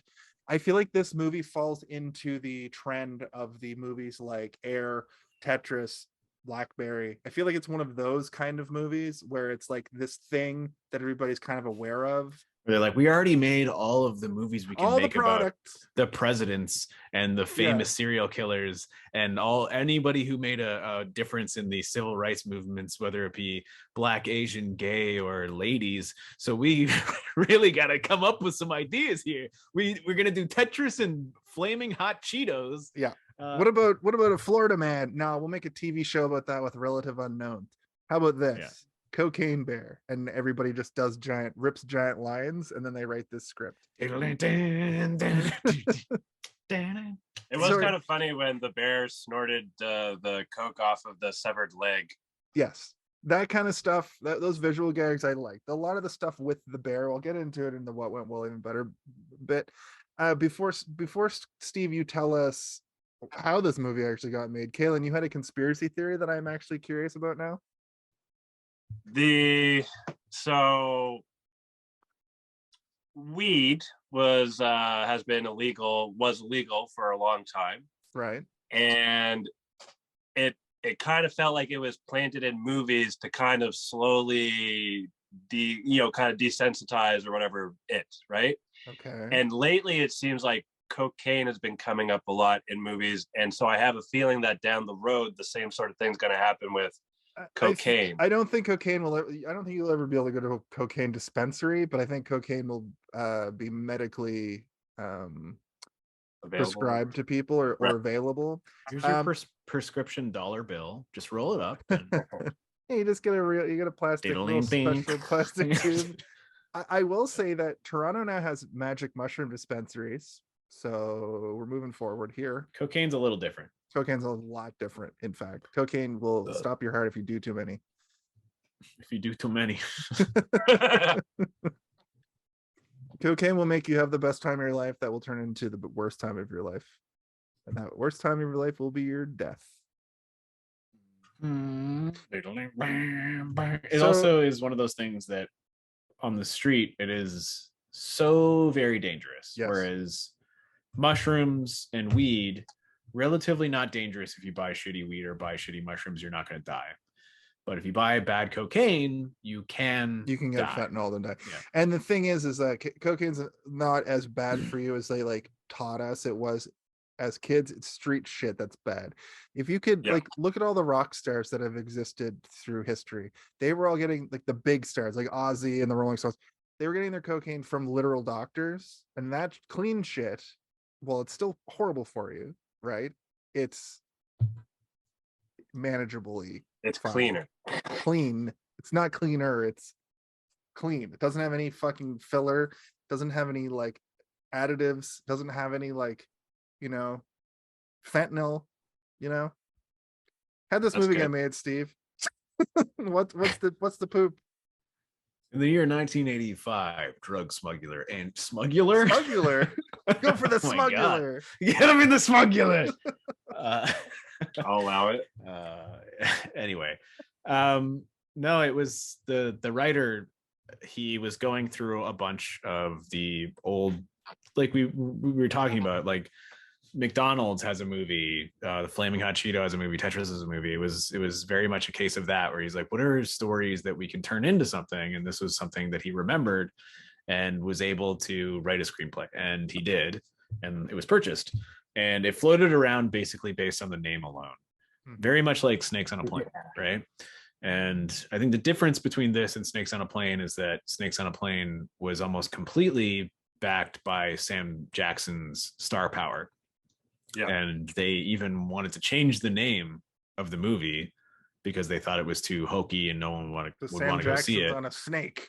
And no, Sam Jackson was like, if you change the name of the movie, I'm not going to be in it, and I will void my contract, and I'll pay you whatever I need to pay, however many millions of dollars it will be. I will void my contract, and you won't get to release the movie with my face in it. So they were like, all right, I guess we got to call it Snakes on a Plane. And Cocaine Bear was a similar deal, where it's like, this name alone is enough to get people in the seats, but if you can fuel it with star power, they can do it. So coming off of COVID, like we said before, there wasn't a lot coming out in terms of just junk that people will consume, and it's literally a junk food movie. They did it specific. It's a cash grab. It's a fucking cash grab. Grab. I really hope they make more of these headlines movies, because I really want to see a mouse riding a cat riding a dog the movie. Did you guys feel bad that it was dedicated to Ray Liotta? No, I don't think so. I think mean, that he was in the movie, and yeah, why it was wouldn't they? one of his last movies. But you guys are talking about how bad the movie is. It's like, But it doesn't mean you can't listen. They probably was had a lot of good in it. fun. Yeah, they probably had a Yeah. lot of fun making the movie. Like, I don't think Ray Liotta was like dying and being like, oh shit, my last movie's gonna be Cocaine Bear. right? Like, Or he was dying and being like, yes, Cocaine Bear is my final movie. give me some cocaine and let me watch this shit. I think he might have I think he might have a movie after this. It's possible. I think there's a movie coming out this year that he's in, actually. Yeah. And he did a lot of shit in the last Oh, he few was years, also in too. that movie with Charlie Day, Yeah, he's in the which came out a couple months ago. which unfortunately apparently is bad. I haven't seen it, but I mean, I haven't seen it either, so but it looks weird, which I know, but when people say things are bad, sometimes they're not bad. Yeah. And it's just because a bunch of people went to go see it because they love It's Always Sunny in Philadelphia, and then they went to go see something that was nothing like It's Always Sunny in Philadelphia. his last movie was Fool's Paradise, the Charlie Day movie. I haven't seen it. I don't know anything about it, but I saw the trailer and I was like, this looks like an interesting concept for a weird comedy, which I could definitely see people going and seeing it and being like, they didn't say things that I wanted them to say in it, which is kind of like this movie where people are like, I thought it was going to be like Anchorman, Kaylin. Why did you think that Cocaine Bear was going to be like Anchorman? I want you to explain that to me, Kaylin. Did you think the Cocaine Bear was going to be like... Because it's the silliest Milk thing was I've a bad ever heard. choice. Yeah, milk was a bad choice. Yeah. Cocaine was a bad choice. Yeah. Fuck The yourself, Human San Torch Diego. was denied a bank loan. Did you guys notice the ranger lady called the boy a girl? Who's like, hey, little girl, get out of that tree. I'm a boy. I'm a boy. I think that kid was funny, man. He was he had a funny face. Like his scared face was funny. His inquisitive face was funny. He was like he had a funny energy to him. Yeah. He's gonna But be in a also he's the video- only he's gonna one with be a in very video later that's gonna be like, you won't believe which A-list actor was in the movie Cocaine Bear 10 years ago. It was him. Also, he did so much cocaine for real on the set of Cocaine Bear. We're calling him the modern day Drew Barrymore because of how many amphetamines he was on actually during that movie. Yeah. His name's This was Barry his Drew. ET. Yeah. I think that oh shit, Kaylin, what was your question? I was gonna answer it.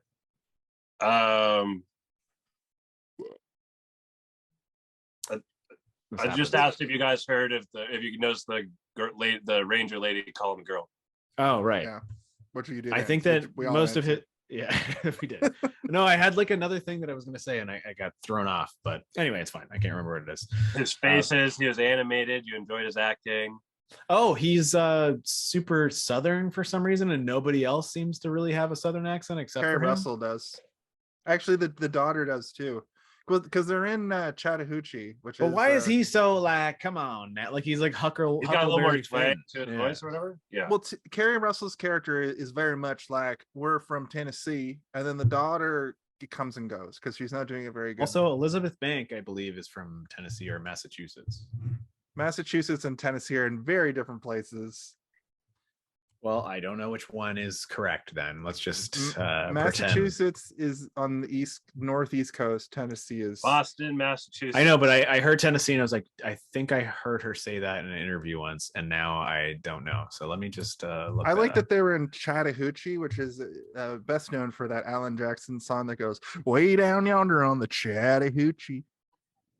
It's a fun word to say. Chattahoochee. So did you guys have like a favorite overall character? I would have to say it was probably Eddie for me. Same. Or I mean, yeah. I kind of like the gay coded the punk teen. The punk yeah. teen That was was good. that he ended up being my favorite when he joined the two criminal guys, David and Eddie. The three of them together was great. And Yeah, all of his lines, all of his bits, all of his reactions, his mannerisms and everything. He just has like an exit stage left situation where he's just like, he fuck never this, comes I'm out back. of here, and he Yeah. never shows back up. He just runs into the woods and he's never to be seen again. So he just immediately survives about 3/4 of the way through the movie. And them playing 21 Questions as a little like 21 questions. yeah, Yeah. 21 questions. Isn't it just 20 questions? Are you Abraham Lincoln? You have to do broad and then narrow it down. Yeah. Oh, I thought it was 20 questions. That You're was right. also like a weird thing where they like, it turned out to be like a nice sort of romantic thing at the end. But They like, didn't set it up properly, I don't think. I mean, it was set up fine. Like the reveal is like, oh, he knew the answer the whole time. And the reason he was just guessing things is because he didn't want to guess the right answer to make him cry. I kind of thought that was a lie. I kind of thought Eddie was just agreeing with them because he was well, like, see, that's what I mean is like, I don't think that they set it up poorly. I think they set it up poorly for the reveal, right? Like, right. There should have been more to indicate that maybe he knew, right? Yeah. Like maybe it should have shown him say a couple of other questions that would have indicated to us that he knew the answer. Oh, you're right. Yeah. Way down yonder on the Chattahoochee. But we also knew nothing about his wife. So it's like anything he did ask, we'd be like, I don't know what that means. Is she dead or estranged? I can't remember. Yeah. Is the thing the mother of your child? Yes. Is it Abraham Lincoln? Yeah. Is she dead? No, but I'm asking you guys, not in the joke. Like dead or alive could be. I can't remember if she was dead or if she died. She died. Okay. Yeah. I don't think he. Right. I wouldn't get a tattoo of somebody of Madison if she left me. Or maybe I would. But also they say several times that she died. Who knows what would happen to Madison? There's a whole part where he's like, I think sometimes my dad might have killed her, and he's like, she got cancer, and he's like, yeah, but maybe he gave her the cancer. Look, Steve, when you condense all the best jokes and say them with your very personable and very charismatic way that you do, this is how you always move the needle for me on movies. This is how you do it, because you find the best parts and you illuminate them in a way that it's undeniable. But I'm sticking. Like I'm sticking to my rating this time. When stuff rises to the surface, like you have to push that stuff out of the way to see the shit at the bottom, or you can just look at the stuff that sits on top, right? The stuff you're gonna like and remember. Like, why would you? My what went well sequence. I was gonna ask you guys what your favorite part of the movie is, but then I just blow my whole fucking speech. You know what? Let's. You know what? I think we're almost trying to wrap it up. This is supposed to be a short episode anyway, right? Because you guys have constraints. A little bit. I mean, data or whatever. I have the data thing. It's not a big deal, but I don't think that this movie lends itself to discussion the way that. Well, I have a few more things I'd like to talk. I was kind of like holding back. Yeah. We're at, we have 40 minutes or so. I don't really have much one more thing to that say. really kind of like irked me in a way that I was like, what the fuck movie is that? They set up Ray Liotta. They set him up as like a grandfather who's like, fuck, I don't want to take care of this kid. And like that whole scene could have been funny, right? It wasn't funny at all. They have Ray Liotta. They have what's his name? Sorry, I can't remember. Jackson Jr. Yeah, they're in a Chuck E. Cheese or like a McDonald's style restaurant. It's like not even. It's a fucking like mall arcade. Well, it might be like a strip mall or something, because I thought I noticed a movie theater in one background. I saw the ball pit in another background. There's like a little restaurant, so I couldn't tell if it was like a Chuck E. Cheese or like a little strip mall or something. Or I didn't mean to say that they're in a Chuck E. Cheese or a McDonald's. I just mean to say that the restaurant they're in has a ball pit in it. Okay. And the kid is in there and he's like, oh, look at me. And like he's just jumping in the ball pit. Sorry, can you do that? Can you do that voice again? Oh, look at me. I'm just... He's part of the Lollipop Guild, is he? Yes. He says, I represent the Lollipop Guild. Oh shit! Is that if Tom Hanks was a fucking Oompa Loompa? Oh yeah, Rita, you jump next. Flip that. But none of it is funny. None of it is intense. Like there's a moment where Ray Liotta is like pounds the table to try and get David to silence himself so that he can like make his point.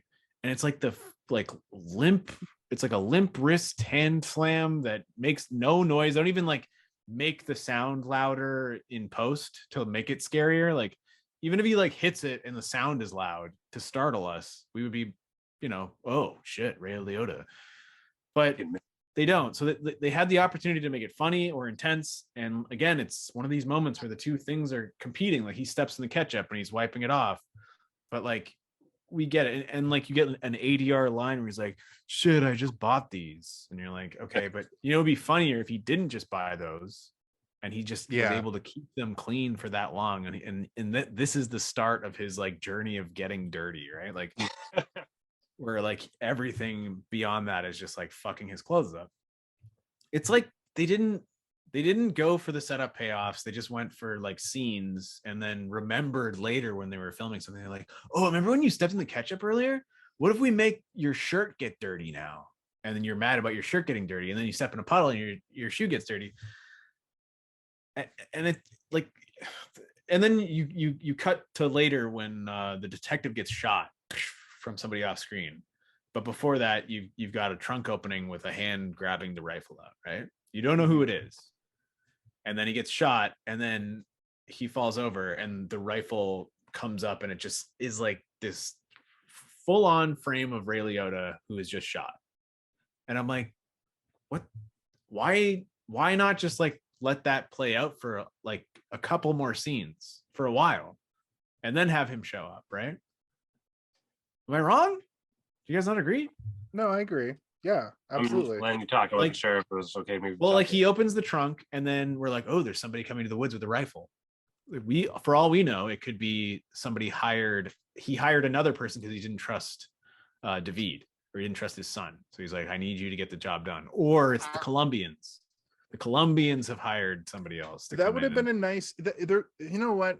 Thinking about that, if this movie had a broader scope, they could have had a group of Colombian gangster people come in and just get fucking mauled, destroyed. Yeah, like a Predator scene where like the movie Prey, where all the French Canadian fur trappers get like absolutely decimated by the Predator. Like imagine they did that with the cocaine bear. And they're like shooting it, and it's like getting shot, like just getting hit by bullets, and it's just because still, like, the bear gets shot. The bear gets shot at one point, dies, gets a whiff of cocaine, and then spits the bullet out. Back to life. It comes back to life and spits the bullet out, which I thought was.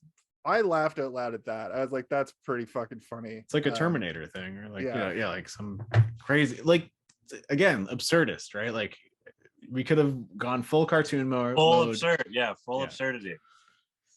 That's what I wanted. That's what I meant earlier about I thought it was going to be a silly, stupid Anchorman. I got what you meant, Kaylin, about wanting an Anchorman, because I wanted a Harold and Kumar movie. And I wanted a Wet Hot American Summer. You wanted, which all three of those movies are kind of in the same sort of. They're very absurd, yeah. Yeah. Like remember at the end of Anchorman when the dog shows up and talks to the bear in the zoo? It's just all subtitles. Imagine if that bear was this bear. Whoa! Damn State of confusion. I forget how the beat goes. But yeah, I don't know, man. There's so many moments in this movie where I don't think I can even have a what could have been better moment that I can like say singularly. No, it's just like the whole movie could have been better. I think that all of the actors did what they could, right? Like I think that the park ranger was playing her role like perfectly. I think she knew what movie she was in, and like I thought it was so funny that every time she shoots her gun, she closes her eyes first. Like every single time, she's like, and she's aiming, and then she's like, it's the reason she shot that guy in the back of the head. It's because she just didn't keep her eyes fucking open. She that was a good kind of almost commentary about like gun safety, because she almost kills she's almost as much of a menace. There is like one line where she's walking out, she's like, yeah, we're park rangers, we're peacekeepers, which means we're allowed to shoot people. Yeah. She says that at the beginning of the movie. That's like Peacemaker, the superhero who fucking keeps the peace by killing everybody indiscriminately. Yeah, I mean that's how it works, right? Yeah. She was also a pretty good character, man. I think that she kind of, I was also at the very end when they're walking by the ambulance and everyone's dead. I was kind of hoping that she would still be alive, like strapped, being like, stop, with her head all like fucked up. And then there's like a scene like maybe during the credits, because they did have a couple like little moments during the credits that they're having like a reunion of the survivors, and she's like Two-Face.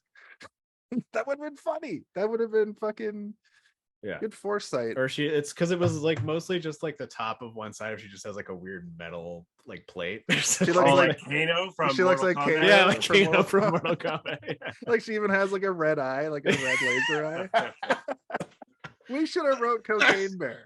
Oh, that would be funny. Let's And make then- a movie. And then Christoph, did he die? Who? The guy, the hiker, the guy from Game of Thrones. Yeah. No, No. they find him. Because they find him.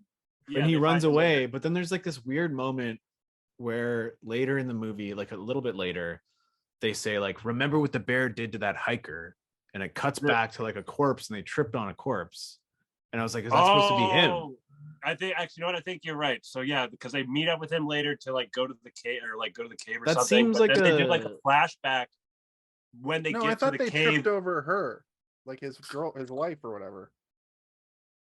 What? No, I don't know. no. This is they were there. It was what it seemed like to me was that there was like a deleted scene, or like No, they showed it. They did a flashback. They did. It was I know, really, but a flashback versus like them tripping on the You know what The flashbacks corpse. are? like they didn't need to have deleted that, right? scenes. You know what flashbacks are? Deleted scenes. They're a Cash cash grab. It's a cash grab. Sorry. Flashback, the way that Steve kind of said it at the cadence sounded like cash grab, so I wanted to interject. It's a flashback. It's a flashback. So but there are moments where it seems like they filmed a lot of extra stuff, right? Like this movie probably has a lot of cutting room floor business going on. Yeah, the Where they- runtime was 92 minutes, but this felt like a lot like it could have easily been But then there's also so much walking. 85 to 100 minutes. Yeah, you're right. Like a lot of forest walking, you know, where you're like, oh my God. You're right. I'm glad this movie, when I saw 92 minutes, I was like, thank God. Thank Mhm. God. Because there's no, I would have hated this movie. I don't hate this movie. I don't like this movie. It has its moments. But if this movie was 2 hours long of just all more of this, man. But you know, cinema needs 90-minute movies that are one small story or like three. Like this, I almost feel like instead, like I said at the beginning of the show, like instead of interjecting each other's stories and weaving a story out of the clearly just three separate stories, just have three separate stories that just have a climax and ending where the survivors end up together. You know what would have been so fucking good, great is if like the mom and the Henry get to the cave and they find her and she's there and she's just like injured or whatever, covered in, they think it's blood, but it's just paint because she's been like squirting the paint everywhere.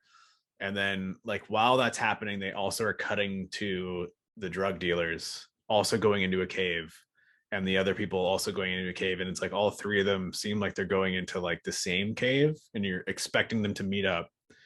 And then like they don't, and they're all in separate caves.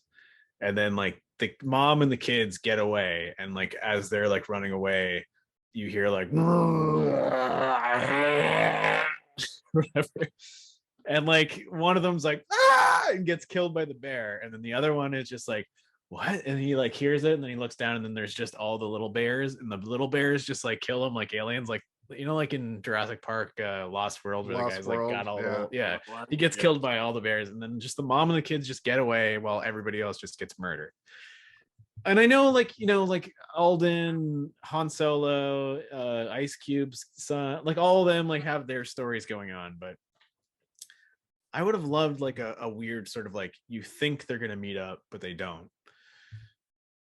The baby cocaine bears made me Uncomfortable because you're like, they're like doing cocaine, they're just babies. yeah, and I was like, oh, they're gonna do a fucking Lion King Simba moment, aren't they?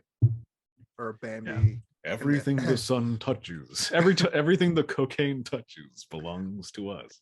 But they subverted that a little bit. We do get that moment. I felt real bad, and then this bear does more cocaine and just comes back to life and spits the bullet out and just fucking rampages some more Yeah. and fucking eats cuts open Ray Liotta's It was also a little guts. too late in the game to introduce the Cubs for us to It be really like, was "Ugh." late third act, and it's like Yeah. new characters. To the end of the movie. We're like, Yeah. okay, well maybe like because they didn't show the girl until they got to the cave, right? And this is the movie is there's too much going on for them to do it, right? They probably had moments where she was in there and became friends with the because there's a line, Yeah. like a throwaway line where she's like, they're harmless.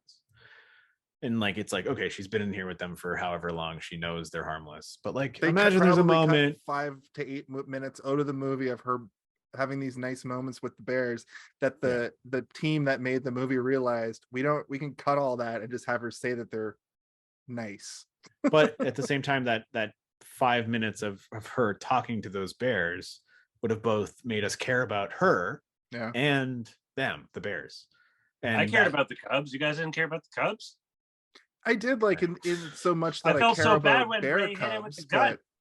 okay, but that's because you're watching a person abuse an animal. That's different. Yeah. It's not the same thing as actually caring about have the you seen personality Guardians of of the the bear. Galaxy 3? Oh my god, you're gonna fucking shit your pants. I think that I'm not saying that you're wrong, Kellen. What I'm saying is that you're reacting as a human seeing something that is feeble in terms of a human or like lacking understanding of a situation being abused by something that is intelligent, which is a base reaction of all human beings. If you watch somebody who is smart abusing something that is less intelligent than it, you're going to feel sad for the thing, right? But if there was a, even not even 8 minutes, but like a 1 minute scene of her seeing the bears and being scared of the bears and then interacting with the bears and then the bears being high on cocaine and bringing like a stick or a ball and just playing with her for like 10 seconds and her being happy and the bears being happy, you would understand personality between the two of those. And the bear being abused would no longer just be like animal versus man, you seeing the man abuse the animal and you getting upset. You would be like, no, that bear loves the ball game and now I hate you even more. But you would also know a little bit more about that character of the girl who we didn't get anything from other than like she likes drawing on her shoe and painting on the waterfall. It's like the only shit we know about her. Has a forced Tennessee accent and again, one of the biggest downfalls of this movie is that there's so many fucking characters and we don't care about a single one. How do you paint on water? Waterproof paint. Yeah. Oh, what's the sound of one hand clapping? You ever seen like that guy who can like put that tape on a boat while it's already underwater? It's like that. Flex Seal. I cut my boat in half. Yeah. And now it's back together underwater. I just cut this boat in half. Here's a line that I liked. When did you all get so soft? Or get sand in your pussies? Yeah. That wasn't even creative writing to me because you've heard that before and everything, right? And so it was good. It was good because it was Ray Liotta saying it. But if it was anyone Cartman else, keeps asking Kyle if he has sand in his vagina, which is a more eloquent way to do that joke. Sand in your vagina is much better than sand in your pussies. Yeah, okay, I'm down with that. Oh, Kyle, do you have sand in your vagina? Well, Steve's vagina has thing more when somebody syllables, does which makes it funnier when you say it. More syllables, more funny. It's Steve's his favorite thing when somebody does a Cartman impression. Kyle, you've sand in your vagina. Did you guys know that a gazebo is a pavilion style structure? I did, yes, because we had there's a gazebo in Point Pleasant Park. That was also kind of a good joke when he's like, yeah, it's a pavilion style structure. And the guy's like, I know what a fucking gazebo is. Like, that was pretty funny. And then Eddie's Alden like, in the background being like, I did not know what it was. So I appreciate So thank you. Yeah. See, that is again, genuinely a funny moment. But that one was good, yeah. Then it's undercut by the acting. And like, I think that the blonde haired guy is pretty funny consistently. Like his character is, because he's like dumb, right? Like he's like a dummy, so everything he says is like, oh, it's innocent, even though he's like a piece of shit. You're like, oh, okay, but he doesn't understand, he doesn't know no better. And like the whole time that he's there, you're kind of like, all right, this guy's a little bit of a sweetheart, even though he's like a gang member who robs people. Do you remember the name of their gang? It's so bad, it's so dumb. It was the Duchamps, I think. The Duchamps. Yeah. What made them think they could take on O'Shea is what I wanted. What's bad about Duchamps? I don't understand. It's just a dumb. It doesn't mean anything. It's just dumb. It's how I. Oh, Kalen raises a good point though. When David is like, "Yeah, good one, guys," and then they come at him one by one with the knife, and he's just rocking them. Is that like the beginning of the movie, basically? That fight scene was awesome. I kind of disagree. I think it was poorly edited, and there's a couple of scenes in this movie that I think are really off point in terms of editing, and like I would change just a few things, and I think it would solve the problem. And like I'm not a master editor, but like that scene aside, it didn't have like gravitas to me. It didn't feel weighty. Imagine they filmed it like a John Wick scene where it's just true. Like, crazy. If it was the camera's a bit shakier and there was more like the weights felt a little bit more like heavy. He puts somebody's head through a sink or something, or like slams them through a toilet. I do like when Eddie comes in, he's like, "Did you kill those guys?" Like, I think maybe two of them are dead. Maybe the one that stabbed me. Okay, but like that's a good assessment. I just thought that I was kind of bored already by that point in the movie. And so you were excited to see some. I was excited to see people jumping on top of other people. Yeah. Is this a film? This is absolutely a film. Oh, come on, guys! Just don't. No, it's It's don't happening. even worry. All right, fine. You guys can ask and answer the question. I have something to add to the conversation we were just having about that scene. But if you guys want to talk about this, then yeah. Sorry. One and done. We got through. What were you going to say, Steve? My apologies. So I think that the most poorly edited sequence, not scene, but sequence within a scene, is when the paramedics arrive and they go into the ranger hut and they're like, "Holy shit, I thought you called in a concussion." It's like, they did call it a concussion, and like there's a guy with a head blown off. Yeah. And it's so strange. Concussion. It's so strange because like I know exactly how I would edit the scene based on what they've presented me in this movie and like how I would think to write the scene and edit the scene.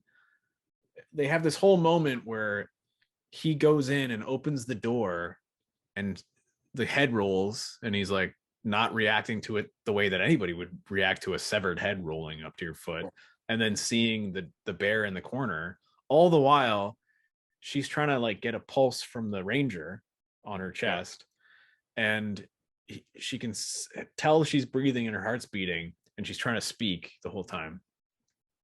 And then it goes back to him, and the bear is like coming out of the shadow in the corner, like, and like he closes the door quietly, and then like he turns around and he's like, "We got to get out of here." And then it goes back to her, and she picks up the thing and says like "bear" or whatever, right? Yeah. Why the fuck did they edit? Why did they edit it that way? Like, I think, Kaylin, you can probably answer this. In the theater, that moment probably played a lot better because it was probably super loud. Hold on. Let me just give you two snippets of how you could change that scene to make it 10,000 times better. Okay. You film it from like a John Carpenter-y angle, right? Like she's putting the thing on her chest and trying to find her pulse. She finally finds her pulse. He's opening the door. You cut to him. It's just his reaction. It's a dark room. He looks down, and then you see the hand of the ranger grab the hand of the paramedic, and it pulls the little speaker for the whatever the fucking thing, stethoscope up to her mouth, and you just hear as she's breathing into it, like the ranger's breathing into it, and it cuts back to him, and you hear like the breathing of in the room, and you see his eyes go wide as the head kind of like rolls by his foot, and then it goes back to her, and you hear "bear," and then the door just like smashes open. The bear is on the door, right? Okay. I like that edit. I was and you can use captivated all by of the that, shots that they had, like all the shots that I just thought of are in the movie already. Like, come on, man. I watched a side by side of the. Am I wrong? Am I wrong about that? No, I'm going to tell you why you're right. I watched a side by side of the Joss Whedon cut versus the Zack Snyder cut video that popped of this movie. Yeah, I didn't watch that yet. of this movie. Joss No. Whedon and Zack Snyder both re-edited Both this movie, re-edited but I this haven't watched movie. it yet. Yeah. No, of Justice League. And what you're saying, like there are some moments in Justice League that are so fucking much better just because Zack Snyder lets things breathe, or he changes the tone. He doesn't put a rock song over a depressed Aquaman, like Yeah. just like, and I think that that little re-edit you did for that moment was great. My point was like I wanted the bear moment with the stethoscope. I thought was really good, but it didn't play on it didn't play on my shitty TV. I think that in theaters, your edit with that bear saying bear into the stethoscope and then the bear barreling through Like the you door. don't see the bear before the bear, Before like they say it, yeah. yeah. Yeah, I But think showing that, the bear like fully like it's bleeding. It's like, okay, we already know the bear is there, so her saying bear They've ruined the reveal. has no weight, right? Like, but her saying bear and then the bear immediately breaking through is like, that's called dramatic tension. it's called dramatic tension. It's for the audience, not for the actors in the movie. How about this for comeuppance? Before we fucking wrap her up here, the best thing that happened in this movie as far as comeuppance is Ray Liotta literally dying, like starting to die by hanging from the cocaine bag. I thought that was a really good little, like, being killed by the very thing you were trying to procure, and then gets his fucking guts ripped. I thought it was his ball sack, and I had to rewind it. It's like, oh no, it's his guts. You're like, balls. Why are his balls so long? I mean, Well, if you want to know how big my balls are, I believe that was a question for Caleb. Let's just say it's a slug on a golf ball. good lord. I was gonna say Sounds- slug on a Yeah. beach ball, but slug on a golf ball is much Both worse. of those are very small. Yeah, it's the tiny penis. Well, I mean, a slug's the Tiny same penis, regardless. bigger balls, but also tiny balls. Do a tiny thing. I'm out of notes. I've covered everything. I got my final thoughts on my wet one wall. So this movie was filmed in Ireland. Did you guys know that? what? I did not know that. But it looks have like you- it literally looks like Yellowstone National Park. Well, they wanted greenery, right? And also Ireland has many sick parks. I That think look like a traditional American okay, park. so when I was watching the movie at the end, they got a grant from Ireland and they got a grant from New Zealand. So I think that the grant from New Zealand was probably the Weta, because Weta is based in New Zealand. Mhm. And then the Ireland one, I assume it was filmed there, but Was the they can- punk kid from New Zealand? Maybe I kind of like got a New Zealand vibe from him. could be. Let's find out. Aaron Holiday. His name's Holiday. That's Aaron a pretty Holiday. fucking. Also, I was Oceania name. weirdly attracted to him. I was like, I want to kiss this boy. Oops. So He's not. He was like 26. It's fine. oh, that boy. I thought you Not were the talking child. about The Henry guy. for a Yeah. second. No. The other. Yeah, the adult, teen- the punk teen, yeah. the teen that's probably 25 in real life. No, actually, the boy is from Canada. He's from Victoria, British Columbia. Nice. No, the teen who gets punched and Yeah, who doesn't taken. die. Yeah, no, sorry, not the child. Yeah, I don't want Did to you kiss see a child. me and Kaylin, like, you can't really look at each other on a video chat, but we definitely were both like That makes me more weirded out about the two of you than me, because you immediately assumed that I wanted to kiss a no, child. I didn't. I thought that's who you were talking about until you clarified. All right, fine, fair. So I was just playing I it up don't for think that you want to kiss a audience. boy. Sorry, what, Kaylin? There's nothing wrong with kissing a boy. Like a child, yeah, a boy is a boy. A boy is like a man. A man. Sorry, a man. Male. Yeah, a male. Jesus. It's like saying if I want to kiss a girl, you don't automatically assume I want to kiss a fucking 10-year-old girl. You Yeah, creep. but never say you want to kiss a female because that has incel energy. I know, but I had to differentiate at this point because you guys have now made it like a thing where if I say boy, you think I mean like an 8-year-old boy. I thought you were talking about Henry. I'm sorry. That's on me. That's why we need you. Now I feel weird. What am I supposed to do about this? Okay, let's move on. Give yourself a hug. Don't worry, I'm back. Does this look like my mouth? It does look like a mouth, actually. There's no in my mouth. That's gonna be how you introduce yourself next week on our Muppet episode. Yeah.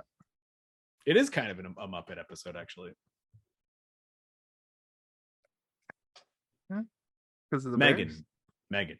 Oh, literally next week. Yeah. Literally next week. It is kind of Literally. so we're gonna bring back Muppetizing movies, is what you're saying?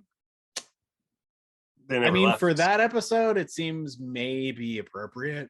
Whereas every other episode we've ever done, I don't Real like quick, it. I'm gonna Muppetize That's what this makes movie. it funny. Real quick, I'm gonna Muppetize They're all this movie. Beaker. Everyone's Beaker. They're all Beaker, and the bear is played by the bear, the Muppet Bear. Muppet Bear. It does all the Bear's cocaine. like, oh, do you have any more cocaine? I'm the bear from the Muppet Hole. Hi, bird. I went I into the need some bathroom. more I snack, licked bird. I licked the top of the toilet bowl, and it doesn't taste funny anymore. It doesn't taste like Tylenol anymore. I get it, man. Cocaine, the Muppet Cocaine Bear movie. Fucking do that. Do that next, Elizabeth Banks. Yeah, 100 years from now, it's all gonna be Muppets, and everything's gonna be a remake. Everything's And they'll saw- finally reach Cocaine Bear, and we'll be I all saw a cool. tweet that was like, after I die, replace my, like, have an open casket funeral, replace my body, cremate my body, or throw me in the trash. Put me as a Muppet in the casket. I feel like we'll talk about that next week with Becca. Do you guys have any other notes before we get to our final thoughts? I don't. Then I will hand it off to you, Steven. Why don't you start us off with your final thoughts? Don't you guys feel like the movie kind of burnt itself out after that ambulance scene? Like there was nothing as good after that. As That was like the ambulance escape. as my what went scene. well. Yeah. It's the Alright. best part of the movie. Yeah. The climax of the Um, movie happens halfway through the movie for some reason. Yeah, Yeah. it's crazy. The movie Cocaine Bear was clearly not written by someone who was on cocaine while they wrote it. It should have been. The movie feels like it is trying to run down the middle of funny and serious rather than choosing a tone and going all in on either of those things, which causes both to suffer. An absurd version of this would have been better in a cartoonish presentation, which comedy would naturally live in like a deadpan serious version of this movie. So like, you know, one would be funny based on just like cans of peas talking, whereas one would just be like people being like, what do you mean a cocaine bear? And it would be like go into like a Don't fall cocaine bear. asleep. Yeah, like it would have been funny. While I did chuckle and I did like more than a few moments, I ultimately felt confused and wishing for something more. I'm not 100% certain what more I wanted, but I do think that there are, you know, imaginations of things. My imagination, at least, can take this into so many directions. I think I went through it throughout the episode where I was like, imagine they did this, and you guys are like, yeah. I don't know what people expected from this, but I think it's fine. It's like literally just when people say mid, right? That's what I think that this movie is. It's mid. Middle of the road. It's not terrible, but it's not good. It's just a movie that will maybe be loved by 14-year-olds who saw it in theaters and will one day watch it together as 30-year-olds and say, remember when we saw this together? Remember when we thought this was good? Yeah, and they'll be doing real cocaine, being like, ugh, it's way better when you're on cocaine. I found this cocaine in an old sock that my dad Oh man, had. I wonder if this movie I'm so is glad cocaine is legal now in the year I told you. 2060. Yeah, but I don't know what people are expecting, but I do feel like at the end of the day, this movie feels like it was a little bit of a cash grab. It's a cash grab, folks. This movie was a cash grab.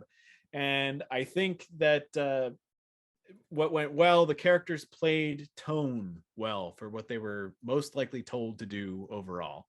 Everyone was earnest, everyone was playing big, but ultimately the tone was off because they kept shifting tone in terms of music and cinematography and everything else. I think the actors did fine.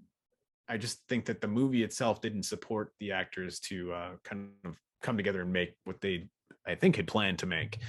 When it comes to what could have been better, I've already said a billion times that I don't think there's a singular thing, but I think that focusing on funny or serious would have helped a lot.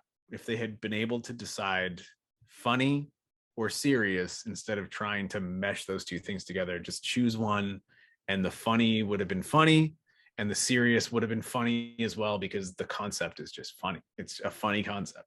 A cocaine bear attacking people, make it super serious. It'll be funny. Don't worry about it. So when it comes down to my rating, I give this movie a tablespoon-sized portion of cocaine force-fed to you by a 12-year-old, causing you to spit it out and realize how much cocaine this fucking idiot just wasted. And then you slap him.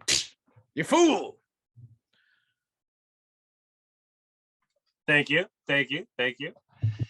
Jason, that brings us to you. Please do us the honor of sharing your final thoughts with us. My final thoughts are just the song Jane.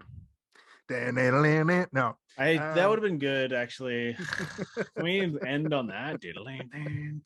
That song is better than this movie, I'll tell you that much.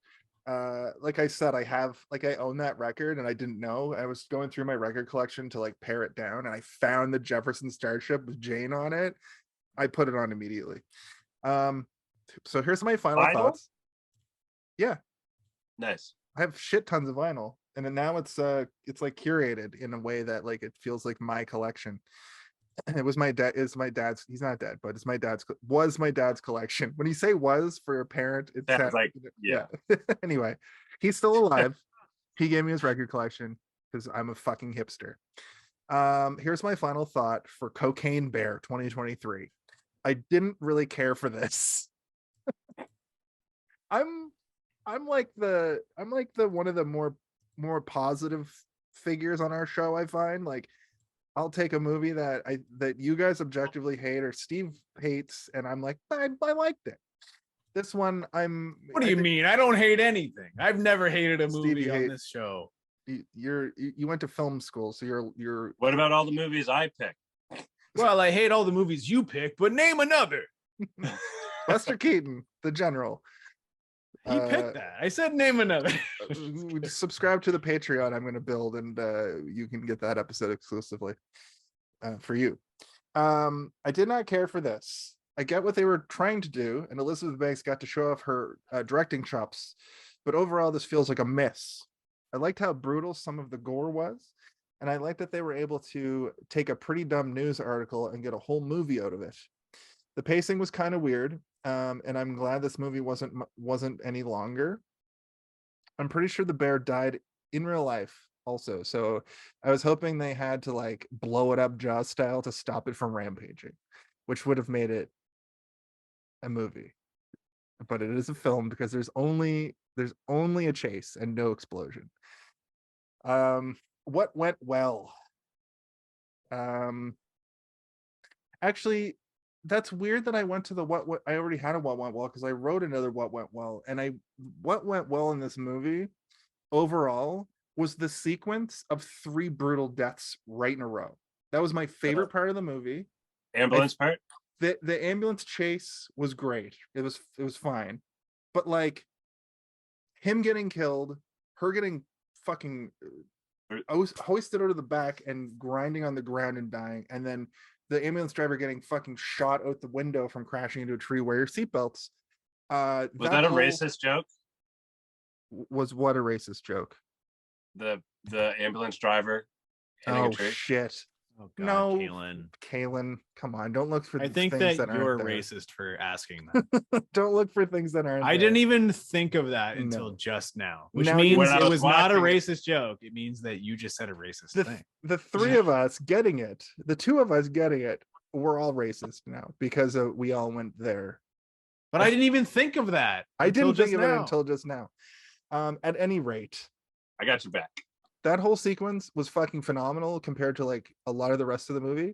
And I agree with you, Steve, after talking through it.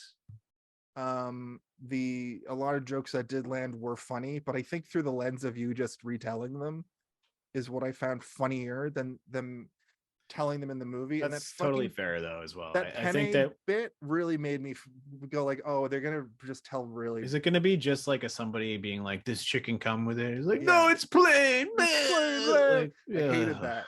So what went well was that, but what went well also was the cocaine bear itself. All the cocaine bear stuff I liked. I really liked the animation of its face. Its face was very like, it was animated in a really cool, fun way. Like I really like it. Had a lot of expression to it. Had a lot of personality, I thought. But even better, more cocaine bear. Just more cocaine bear. Don't even make him a fucking like Freddy Krueger or Jason. Don't make him like. Don't the make unfortunate fact is that the reason we don't see more cocaine bear is because they were trying to keep that budget down. Keep that budget down. I just make the cocaine bear less of a monster of the week or like Grimoire Familiar Killer. Imagine they made a cocaine bear 2 and the budget was $50 million. Yeah, doubled with practical Jason, your laugh just then sounded like what's his name from Parks and Rec? Mustache Man. Oh, Ron Swanson. Thinking Yeah, about the government. You did like a. That's Ron Swanson. That's my impression of Ron Swanson thinking about the government being toppled. I'm sorry, Jason. Did you just say Wong Swanson? Wong Swanson, his long lost Asian cousin. Now. Okay, yeah. This is our. Anyway, I wanted more rampage and cocaine bear, and I guess for a horror comedy, the bear is a monster. Is the monster. So yeah. I guess for a horror comedy, the bear as a monster worked. I gave this movie a 2.5 out of 5. Mm-hmm. I think that ties to what you were saying, Steve. Like middle of the road. I don't even say mid. I don't think I've ever said mid before. I say mid all the time. And I know you do, and I don't like it. Every time you say it, I'm like, what are you trying to 16? Do here? What are you trying to prove, Jason? No, I'm allowing new lingo and new language to become part of the zeitgeist because I think it's important to evolve language. I give this movie an exploding bag of blow over a cliffside, but only a small amount gets sniffed. I also give this movie doing a line of blow, but the time between needing more gets shorter and shorter until you wonder what you even did the blow in the first place for. And then you start digging into your fingernails. Yeah. Licking the fucking surface and licking the bag. I don't know. That's what I've heard people do. Which credit card did I use again? Yeah. And your wallet's all fucking covered in blow for some reason. Spit and blow. Spit and cum. I mean, wait, what? Oh, Jason, don't tell anybody what to cum. Awesome. Or whatever. I'll never be able to do that. No, that was an accidental noise you made, and it was very good. And I don't think you'll ever be able to recreate it. Watch the playback and then try and mimic yourself. Do an impression of myself. It was like a very low key clown laugh. You've heard Ron Swanson's giggle before, right? I know exactly. That's why as soon as you said it, it's when he's a libertarian. So it's like the government crumbling. He hates the government. He hates the way the government. He also that's his real laugh though too. Yeah. When you hear him laugh on like interviews and stuff, and in The Last of Us, he laughs like that. Yeah. Nick Offerman, fucking fantastic actor. Who, just as a side note, if you ever think that you can't get into acting because you're too old, that dude's acting career started when he was like in his mid-40s. So you said I was too old. I've never said you were too old. Please continue to try acting. You're too old to fucking be like a teenager in a movie. But Kaylin, I think Jason gave you a tiny bit of criticism and you took it as you're too old, Kaylin. And then you look in the mirror and you're like, hello, darkness, my old friend. And then you were like, he hit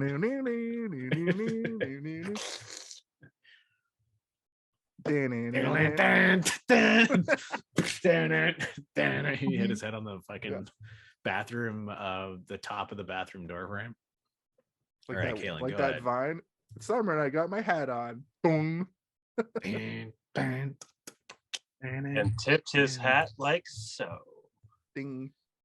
We did it. Kaylin, take us home, buddy. All right, let's wrap things up. So, I originally went into this movie thinking it was going to be like an Anchorman, stupid, silly, funny, which it wasn't. And I was disappointed and unable to try to enjoy the movie for what it was. I've said it before, and I'll say it again. Don't go into movies with expectations. You're going to set yourself up for failure. Watching it this go around, knowing what it wasn't, I was able to enjoy it a little bit more for what it was trying to be, which I believe it was trying to be kind of like a good, bad movie / the old kind of campy horror movies that are, have jokes in them kind of thing, right? There's moments and scenes where I see what they're trying to do, but doesn't exactly hit the mark. For my what went well, I put the blonde-haired punk teen kid. I really enjoyed his acting. For my even better, Or the boy, as I call him, which you guys all thought was a creep for wanting to give us smooch. I didn't. I just thought that's what you were talking about. It has no idea. It has nothing to do with the fact you said boy. I thought that's what you were just talking about. That's on me. Sounds like you And I mean, guys the are the little boy real is blonde, perverts. so I'm a pervert racist. Okay. Don't. for my don't even I'm a better- pervist, and I'm starting an island. Sorry, Kaylin. I'm starting an island. Sorry, Kaylin. Time is it here? For my even better, I put execution ? Yeah. I feel Who was So- executed? Wait, what? the how the movie was executed. Oh, I thought you meant there was an execution in the movie, and I was like, what? No. there were a couple. As a There were whole. kind of a few, yeah. But so originally when I saw it, I would have said, this is a pass. You don't need to go see it. Don't even bother. Having watched it again now, I'll say, you know what? Give it a watch. But watch it through the lens of it. Like, pretend this movie was made in the 80s. Yes. And you know what I I mean, mean? the movie's pretending it's doing that, so yeah. Well, that's the thing, right? Exactly. So watching it through that lens, I think will add a little bit of value to your viewing experience. Sorry, can I and- just say I know it's supposed to take place in the 80s, but it wholly the entire time felt like it was pretending to take place. Like Absolutely. everyone was in a costume, right? Like You want it the felt like a 80s Halloween version of what the 80s is. You want the 80s to feel like almost a character if you're going to do a retro movie. It didn't. It just Yeah. feels like it just happened to be in the 80s and people weren't really, because people dress like it's the 80s now anyway. So like, Yeah. Anyway, I agree. So also right quick, we did the movie title shout out. This is our highest MPAA yet because it just came out a few months ago. 6 billion. 54 139, and I give it. Does it come with any chicken? Kaylin, when you went down and you did that noise, He did cocaine for real. no, it sounded like a bear noise was also happening. Like, when you went down it, like your nostril also made like a like in the background of the. That's because my nostril's broken from all Can the. you do it again? Do it again. I'll be right back. All right. Right? Does it not sound like there's a bear in the background? Sounds like there's coming a through his fucking window? T-Rex actually. It sounds like a bit of a dinosaur. Sounds like the Can't baby. wait to watch the playback. Sounds like the baby T-Rex in Jurassic Park: The Lost World. Exactly. And for Jason and Steven, I'm Kellen. For Steven and for Kaylin, I'm Jason. For Jason, for Kaylin, I am Steven. And we just got to ask you one thing. Hey. Oh, no. No. No. I mean, hey. You see this one? Hey, did you see this one? This one? Hey, did you see Did you This one. see it? this one? Diddling. So normally I would just that's